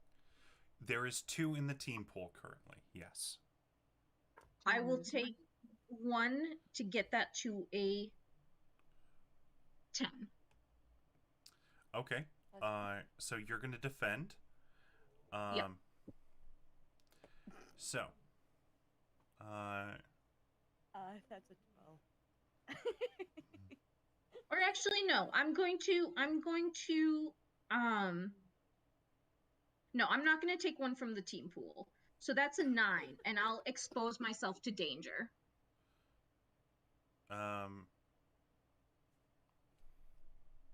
Wait.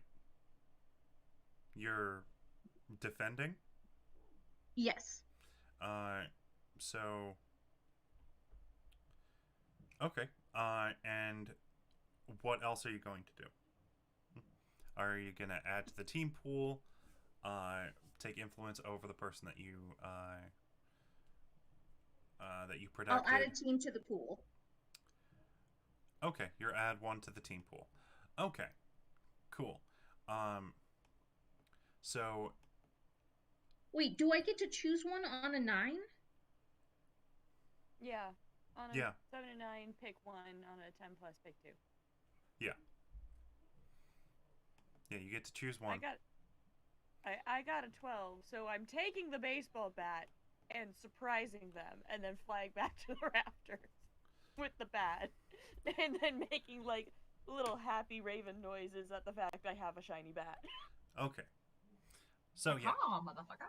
Yeah. So there. So that all happens. So much. Your much team happened. comes to your defense, Rudy. Now what are you gonna do? What am I gonna do? Yeah. Let me is see. anyone else going to contribute to what's happening, or should Rudy take the reaction to all of this? I'm just gonna yell at Scylla. Just magic this stuff away. Let me think about it. Let me think about this. What's there to think about? I don't want to hurt anybody in the process. That's a good thing to think about. Let me think of a spell.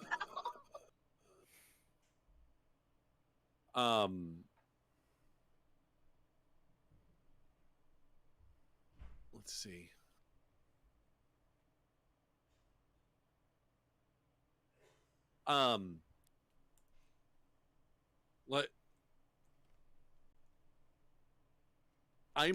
You know what? I am literally going to yell at home run. Mm-hmm. I don't know why we're fighting. Okay. Valid. I'm gonna say. Go ahead. For that, that would either provoke, or maybe pierce the mask, whichever you want to choose for the meaning of that.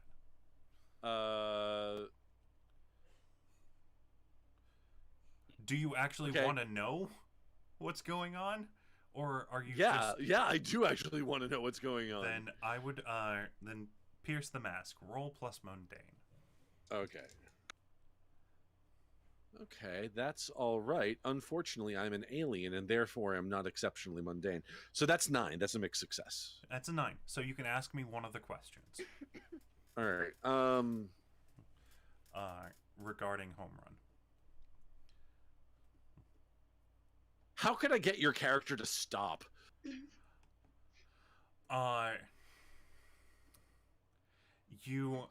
You realize that throwing away the carrot, you hit him. He wants you to apologize. Oh. Literally just. Okay. Did I hit you with a carrot? Yes! They're deadly, right? I fucking knew it. I am so sorry. I was not into like the it's a thing. I did not intend to do any damage. Do we need to get you to a nurse? No, it's fine. It was just I was in the middle of telling a story and it hit me in the head and I was really embarrassed and I'm Oh, that's they're not toxic. They're actually good for your eyes. But it was really? Yeah. Do you still have it? No. Shit. Hey, does anybody have any carrots?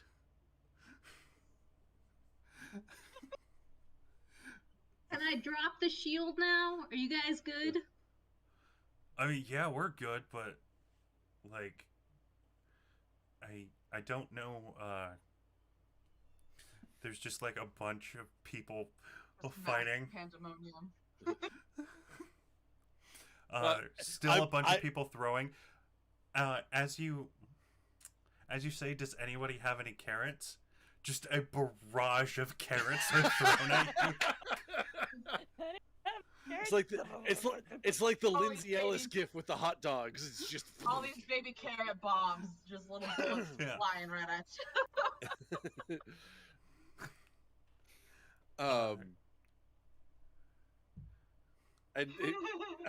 So just and as they sort of hit and fall, like, thank you. Okay. So, what's gonna happen next? Oh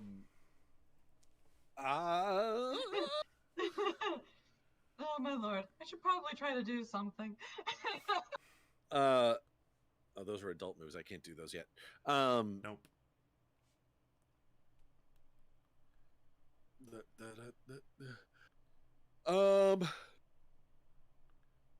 Excuse me. Let me see. Let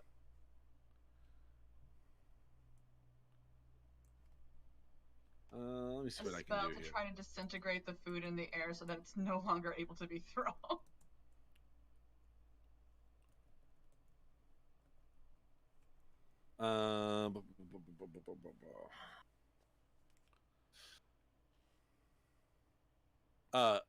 I'm actually gonna stand up on the table nearby, Mhm. and just start yelling over the crowd. All right, everybody, knock it off. We're cool now. It was a mistake. I'm sorry. I fucked up. I mean, excuse me. Looks over at like whatever adult has inevitably reached the scene of the disaster now, and just be like, I mean, I messed up. Yeah, no, we're cool because carrots are not as toxic as I thought they were, but they still cause damage. Past tense, caused Emotional damage. Hey, we have this. We have this. Okay. Emotional damage. There it is. uh, There it is. There's the. We have a button for this. I do not, but We thank have you. the technology. But yeah, so I'm gonna say that you're gonna try and comfort or support the group that are in there. Yes. Just as a If I may, yeah. I would like to continue speaking and just say all of this food is fantastic, and it's like I'm told that you can't eat it off the floor, which is where most of it's landing. So you should probably stop throwing it so you can eat it, and that's going to be way better because food is great here on Earth. Waste not, want not. The reason I would like to make that part of my speech is because one of my moves is the best of them. When you comfort or support someone by telling them how they exemplify the best parts of Earth, roll plus freak instead of plus mundane. And I am a much bigger freak than I am mundane. Okay. So roll.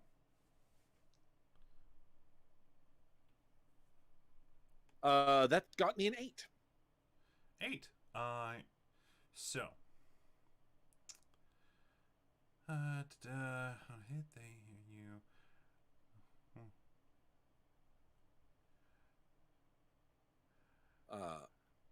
So I'm On gonna a hit, they.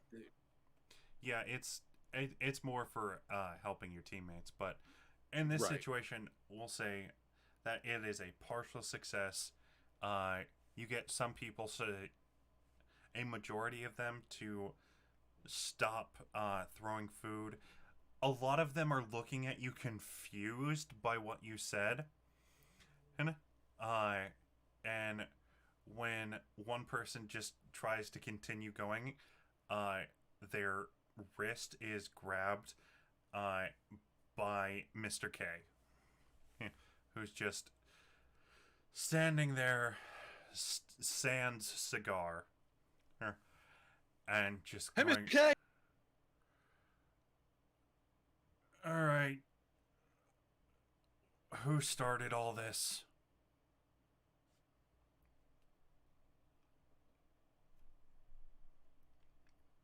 I'm still a raven, so I'm not responding. I'm still up there with the baseball bat doing happy dance at Shiny. It was like we've already worked it out. It was a big misunderstanding, and I'm really sorry.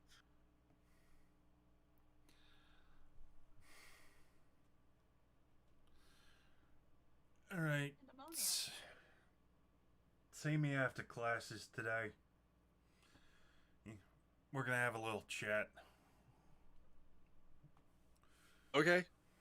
We does it have to be at like? 'Cause, I mean, like I'm free right now. I mean, it still looks at the clock. We've got a few more minutes for lunch, and I'm already done eating. See me after school today. As he just walks away, grabbing the muffin that the kid was gonna throw and eating it as they walk away. And he waddled away. Waddle, waddle, waddle. But yeah, and as that happens, the bell rings and lunch period is over. As you know, Sam looks up at the ceiling light and goes, "Can I have my bat back?" Mina makes like this very sad caw and then flies down with the bat and hands it to him. And then as they're flying back to class, you just see the Animorph back into Mina. Hilarious. Caw. You know that's kind of So cool. sad. Sad little raven caw. Oh.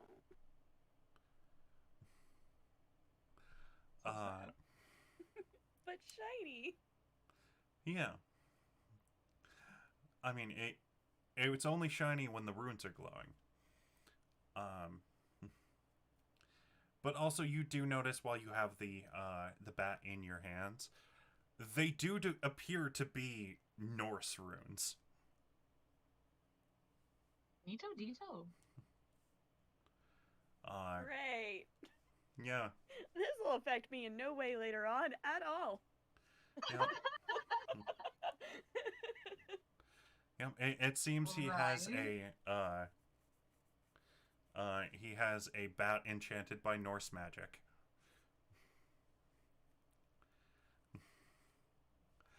That's not. Do I Yes, recognize yeah. what these runes say? Since that would be a language she would know? That they would know? Probably, but I don't know what they say right now. Valid. So I'm just going to explain it with that you noticed that they were Nordic runes, but with your raven eyes they were kind of obscured and wonky. Mina, what Fair do your enough. raven eyes see? My brand. My brand! My It's brand. Norse runes, my brand.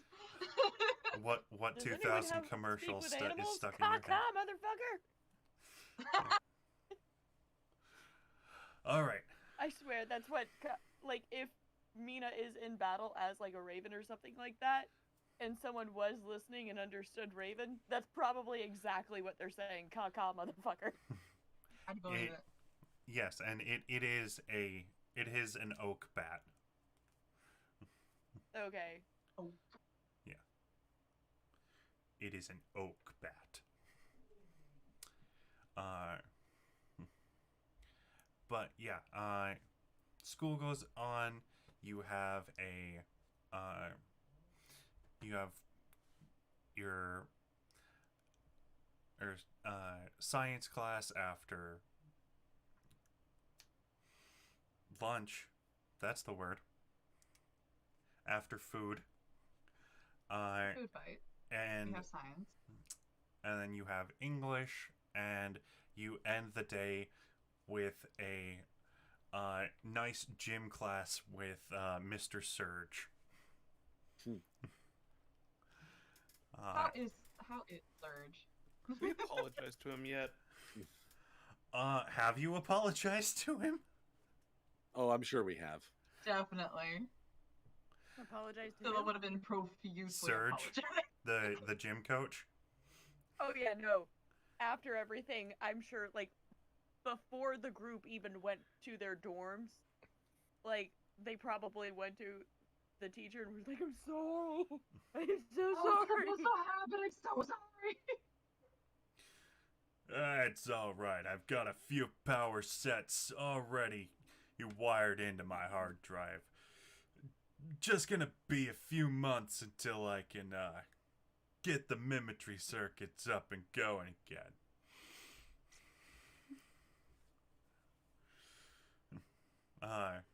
As you see, Glad to see you up and running. he kind I of mean, lifts I feel his sad shirt. because they're the reason why Surge's mimicry circuits are fried. Yeah. As as he lifts his shirt, and you can see what looks like Surge himself looks like a skin and a flesh and blood person, but you can see like the articulation joints in him. But he lifts his shirt a little bit, and you can see there's just this section of his side that is just metal. Like there's just a metal patch on his side. And he lowers his shirt back down. Again, he's still wearing the running shoes, the shorts. Oh no! I mean, yeah. Okay. And they were back on screen a second ago on the stream. Oh, there. Okay. There. Oh, We're back. They're there. are we back? Okay. We're back at Dinosaur Story. Yeah. Is that what we're playing now? We're just scrapping superheroes, and now we're all dinosaurs. Look, I can turn into a dinosaur if I want. Hey, here. Marvel just introduced Spider-Rex. We can totally Alright, do I'll be right back. superheroes and dinosaurs. You know. But yeah, sorry for the technical difficulties. I've been having some internet issues these past couple days, and hopefully we can get them fixed soon. But yes. Yes, you end the day with gym class. It's actually nothing too bad. You just run an obstacle course, which happens to have electric fences and a small pit of lava. Running. You know, like you do. like, yeah, electric fence, lava. Ew, running though. Running. Actually, I'll say it doesn't have lava. He starts to open the lava pit, and then you just hear a clearing of the throat, and you see Dean Hellstrom standing in the doorway, and he goes, "Right, Sorry. Got a little excited. The dean's like, okay, pull it back. Pull it back. and instead, where the lava pit is, there's just a couple of like flame bursts instead. Right. It's nicely charred and not like a full body roasting. 100%. Yeah. It's black lava. Yeah. It's don't worry, it's just yellow and orange Legos. Right. Yo, Not running better. of I'd course that was rather have made the lava. purely of Legos with Yeah. fucking But yeah, so I'm gonna say you guys have your day of class, and then you're let off for the rest of the day. Well, most of us are. Well, right. you are let off, but you were asked to visit. Rudy was asked to visit Mr. K's office. Yeah, I will head to Mr. K's office All right. and just sort of walk in there, very like, "Hey, Mr. K, what's up?" So you walk in, and there's in his room. His office seems very mundane. He currently, when you walk in, he's facing an open window, puffing on a cigar and blowing it out the window. When you walk in, and he just goes, and he puts it out in his hand, and then just kind of wipes the ashes on the windowsill. Well,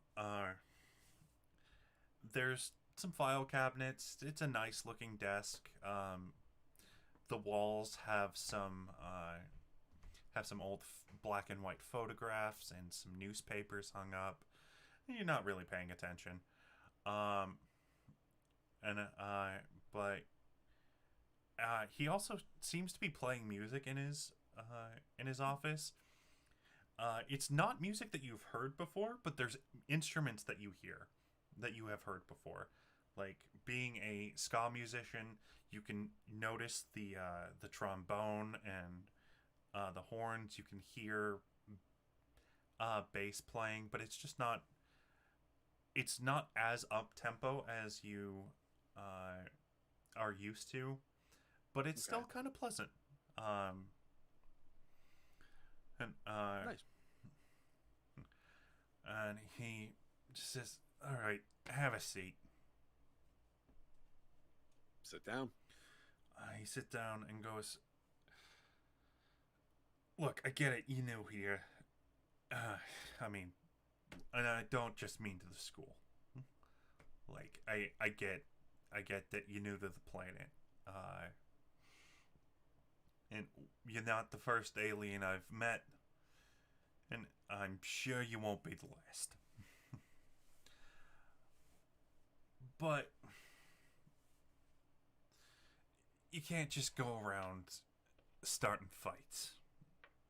Oh, it was a total accident. Like I mistook the what do you call them? Orange things. Kind of tasty. Served at lunch. Oranges? No, the other one. The I know oranges. Oranges are great. No, the stick looking ones. A carrot. Yeah, that's it. That's they used to feed those like to animals back home, and like if one of us ate them, then we'd like they're not good. Not good stuff happens. Like it's like you it's an expression that everybody says around here. It's you end up with tripping balls. He just kind of snorts. You trip over your own balls, 100%. Not. It's not the kind of language that you should probably be using in front of teachers, but I'll let it slide. And I heard much worse growing up. Is there a better phrase I should use for that? Well, the technical term is hallucinating. Oh, that's what tripping balls means. Okay. Okay. All right. Yeah, Okay, What it, cool. it I can know mean that now. either Balls it can meant. mean either hallucinating, or it could mean just being incredibly inebriated. Oh, so it's like a voluntary thing to be tripping balls. I mean, usually one would hope that it was voluntary, though, some people can force people to do that, All right, which that's like is not a this. good thing. By Like, the by. okay, this Didn't like go, of course. the like language here is weird, man. Like, there's like good words and bad words, and like you Well- can say some of them to some people, but not some of them to other people. Here's the thing: is look, I'm from New York. And I grew up where using what is known as foul language was just kind of more sentence enhancers. Sentence enhancers. Ooh, I like that. But language is about communication, obviously. And there are situations where certain words or phrases would upset other people, and it's best to use polite language. Like, I don't know, where you're from, say you had like a mayor or something, or someone who's in charge. An admiral. Sure, alright, yeah, sure. It's more my language. Say you're in the military, yeah, and you're speaking to a superior officer. You're not gonna wanna say certain phrases that they would seem rude or crass. So that's the thing about saying things like tripping balls or things in front of like teachers and stuff. You can say it in front of me. I've heard far worse growing up. Like I said, and Well, thank you. it's it's pretty much fucking second language to me. Plus, being in the army, it's fine.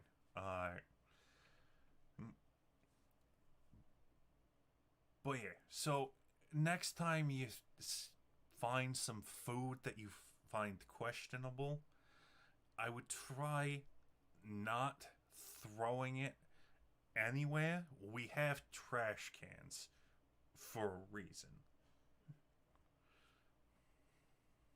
Okay. Yeah. So next time, just try throwing your food in the trash can and not at another student, because Like I said, it was an accident. I just kind of did one of these, like backwards, and it wasn't even thinking. also probably not the best idea. All right. Just throwing things in random directions. Yet you never know who or what you're gonna hit. All right. All right. Now get out of here. I'm sure you got homework to do. You're not in trouble. Just thought we should have a chat. All right. Cool. Thank you. All right. And as he gets up, he's gonna like. There's an awkward moment of like he feels like he should do something, like he goes to like he goes to like put his like to do something with his hand, like almost like a salute, Mm-hmm. but then like stops halfway through and then like looks over it, like, and then like opens his arm a little bit, like maybe for a hug, but then realizes that's not the thing to do either, and it's like, I'm not sure what to do here now. Do I just leave? If you want, I'll give you. He just chuckles, stands up, and offers his hand for a handshake. And grab it and okay, cool, thank you. And All right. Rudy Have a will good one. head back to his dorm. All right. Quite eventful day.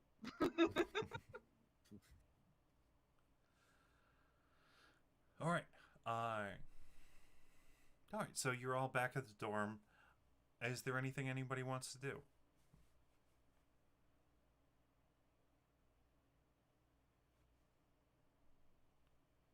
You're muted. You're muted. I Lissa. have decided that Mina also has a cat bed in their room. Just in to case. curl up as a cat Okay. occasionally. Okay. Cool. That's a And you vibe. guys see like cat toys and shit around the dorm and you're like, where's the cat? So then Okay. we just assume like, okay, Mina just has a secret cat that we don't know about. Okay. Well, then I think this is a good place to end the issue on. Just Rudy having a talk with Mr. K and heading off back to the dormitory. That seems like a good place to end the issue. The last frame is literally, where's the cat? Someone just like finds like a random like little feather thing, like, but we don't even have a cat. Yeah, just Love when that. did we get a cat? When did we get a cat? Mina does get midnight zoomies, Uh, which is incredibly That's who the hilarious beagle bites were for. because Mina also has Yeah, super no, that's speed. the beagle bites. Mina has super strength and speed. So All right. the midnight zoomies are intense. Oh, I imagine. all right, so there are a few post game questions that I need to ask y'all. There is a question I should be asking Mina, which Yes. I'm not sure what that is off the top of my head. But there was a question. There is a question. I might have to look back at last week's game to figure it out. Oh no, it is a class specific question that I need to ask her at the end of every session. Oh. It is because of her class of the doomed. I am pulling up the PDF for the GM.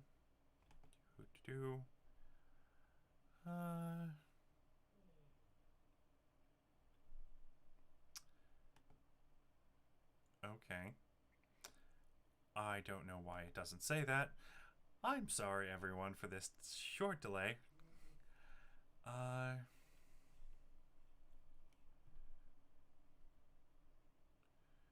Okay. I love how the core rulebook doesn't actually go over that.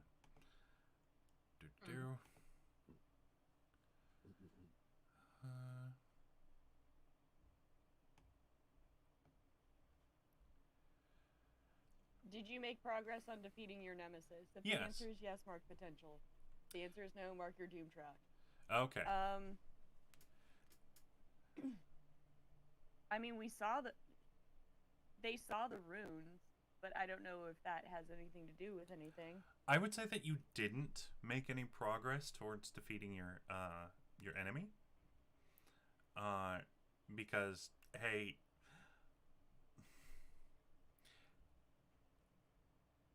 well, seeing the runes, what did that What did that spark in you?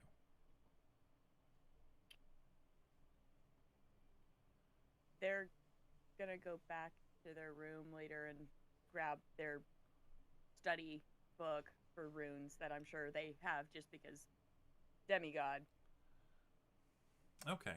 and see what they remember because Raven Eyes. Yes.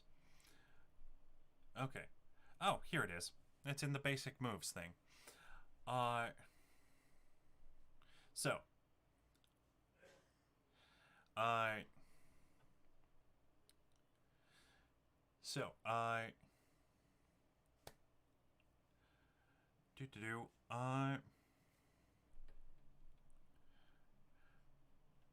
So I'm going to say, oh, we are paused again.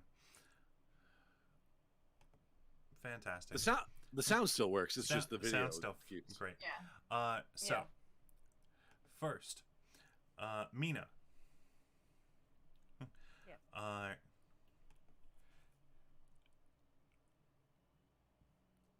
Do you feel like you've grown closer to the team? Definitely Rudy. Okay. So you feel like you've grown close to the team. Explain who made you feel welcome. Like I said, Rudy, because even though Mina isolated themselves to the side, Rudy was like, nah, bitch. Okay. Personal space? Tell me about this carrot. Okay. So, you can either give Rudy influence, you can clear a condition, which I don't think you have, or you can mark a potential. I think I'm gonna mark the potential because Rudy already has influence on. Okay. Mina. All right, mark potential. Rudy. So, did you either grow closer to the team, grow into your own image of yourself, or grow away from the team?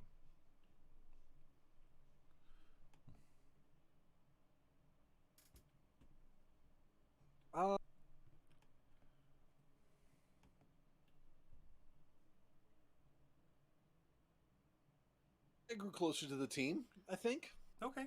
And how do you feel you've grown closer to the team?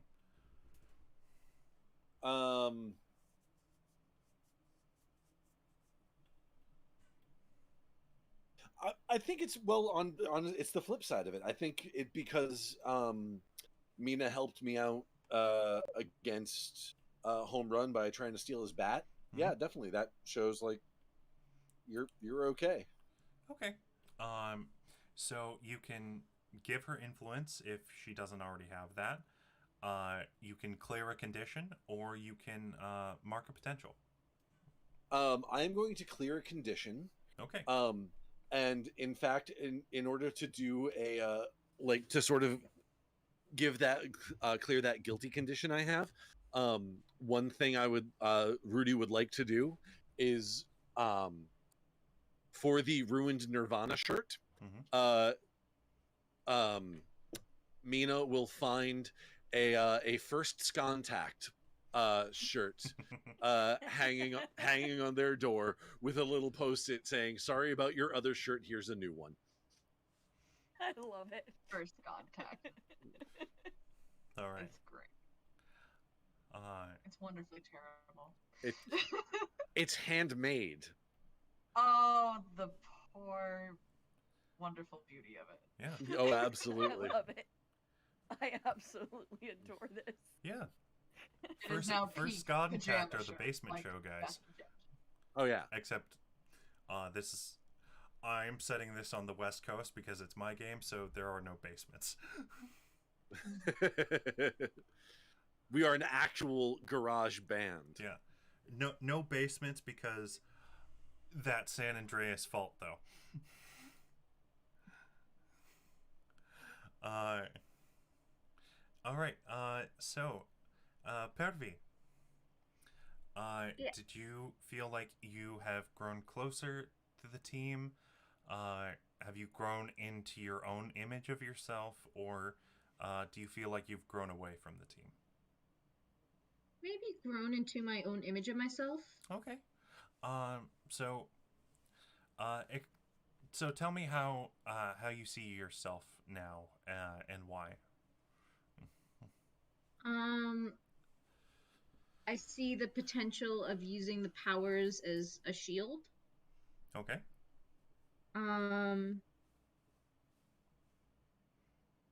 And what does that? What that What does? is savior? Savior is, so savior is a label that is how much trust and awe you inspire in others, how righteous you are, like, let's say Superman has a high savior label. Mm-hmm. Like when Superman shows up, everyone's like, "Oh my God, it's Superman!" And I think I would shift danger down. okay. And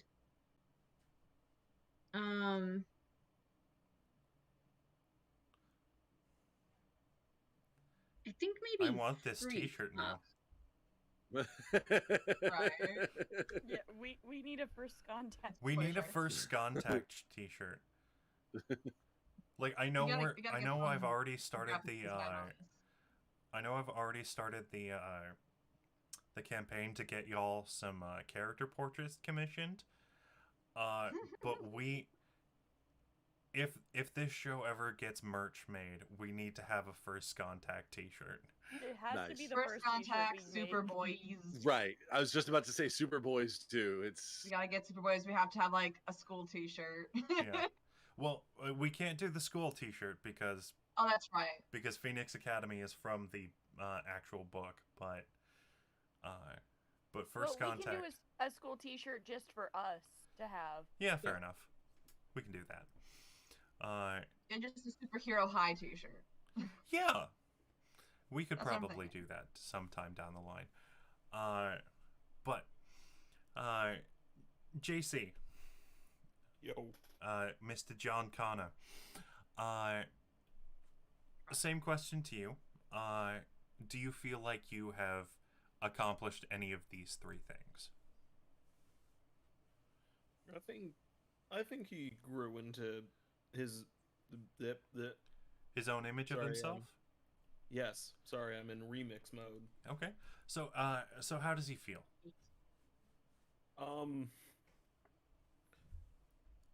So like he was able to get Linda off his back for now. He didn't go with the Superboys when they were leaving. He tried to take control of the situation. So I think he's feeling more individualistic. So I think his superior would go down because his plan did not even get off the ground. Okay. What's going up? I think his mundane would go up. Mundane's gonna go up? Okay. Alright. And finally, Scylla. Do you feel like you have accomplished any of those things? I feel like she feels closer to the team, especially like Pervy. Like Pervy kind of stepped up, took care of it. Like, oh, I'm not gonna just protect myself. I'm gonna protect both of us, kind of thing. She's like, oh, friendship, cool. This is great. Okay. So she definitely feels closer to the team. Alright. By the way, it's Porvy. It's like more Porvy? like poor. Porvy. Yeah, not Okay, so much Porvy. like pervy, but but like Porvy. pour Porvy. like pour a glass of No, yeah, I pour a get it. glass of Yeah. Or like Pour poor, some- like Okay. like poor. I was Yeah, I was Porvy. I was pronouncing it phonetically. The U threw me off. So I will Yeah, the I will first mend time I that heard for somebody say future the name, it was sessions. Pervy, so I'm like, oh. No okay. problem. I was like, I don't know how much I love her being called pervy. Which is that's which is valid. also one of the Sometimes. reasons why why I always rolled my R. Yeah. But yeah. Okay, so that sounds a little bit more like an O. That makes sense. Okay. Thank you for that. I am glad that you Yeah. corrected my pronunciation on that. But yeah, so you feel like you've grown closer to the team. So I'm gonna say mark a potential, or clear a condition, or give influence to someone, or to Porvy, as she's the one who. Yeah, she already has a thing over me, so I'm gonna All right. potential. So you're gonna mark a Yeah. potential. Fantastic. Yes. All right. So that is it for issue 2 of Superhero High. Thank you all for joining. We're gonna give our remind everyone who everyone is. Lissa. Hi.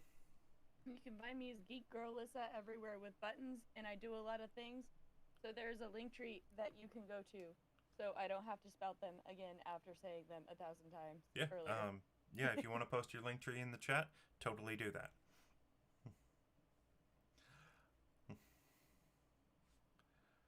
Neat.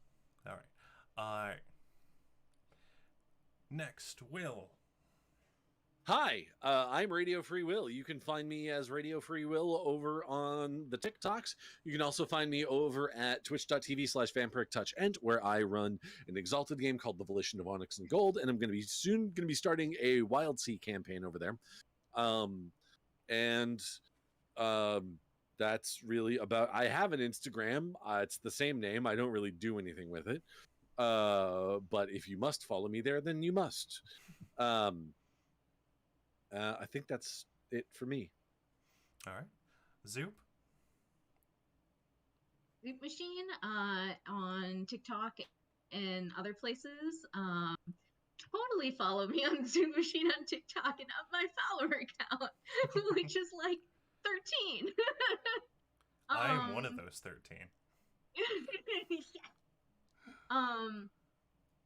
And and you can see me play someone far more chaotic in the Volition of Onyx and Gold every other Friday. All right. Nick, I believe we can find you in the Eyes of a Madman and the What are you Dreams kidding? of the I Kraken. am the madman. You find the eyes of a madman in him. Yeah. Listen, all I'm gonna say is if you find me, that violates the restraining order. All right. And Abby. I'm Abby, known as Gigolo Productions on TikTok. You can find me actually this Friday at Game Ready to Girl here on Twitch. I think we're starting at 6 or 7 for the rectification campaign. It's going to be great. We're going to try to make sure that our warlock doesn't die by choking on living crystals. It's going to be great.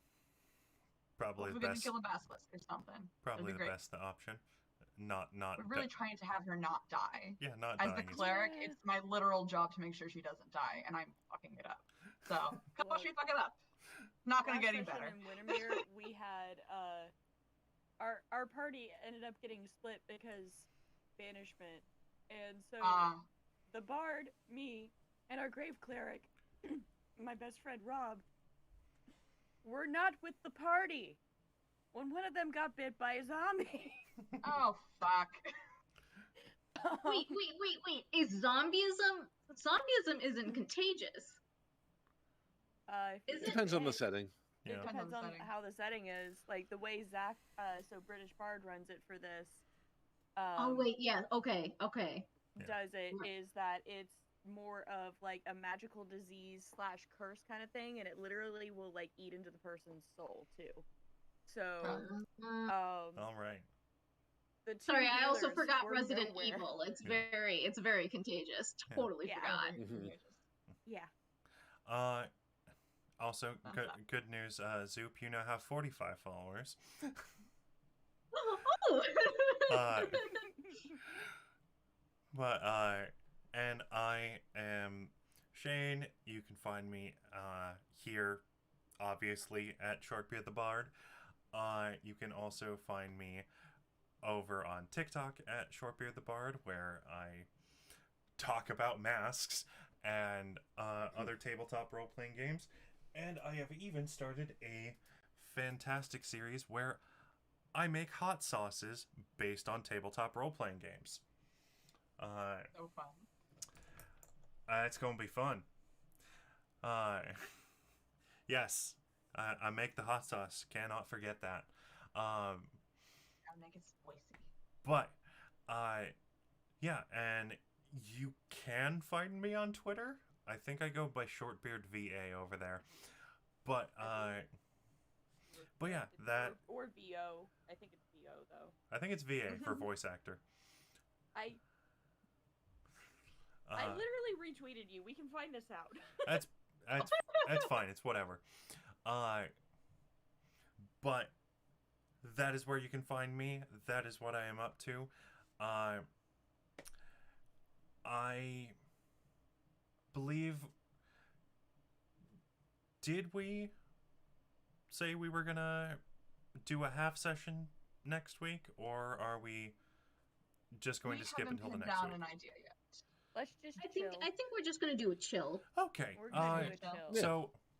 So next week, unfortunately, due to my work schedule, I will be coming home later than usual, and so we're just gonna have a chill day. May or may not stream a game, or we may Beach just episode. We're pretty Before much it gets cold. we're pretty much just gonna hang out maybe on my Discord, which you can totally join, if I can post the link tree.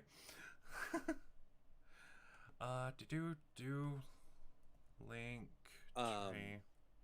And if we're signing off for the night, one thing that we did not do last week, and that we is definitely a thing that we should do after every stream, is raid somebody.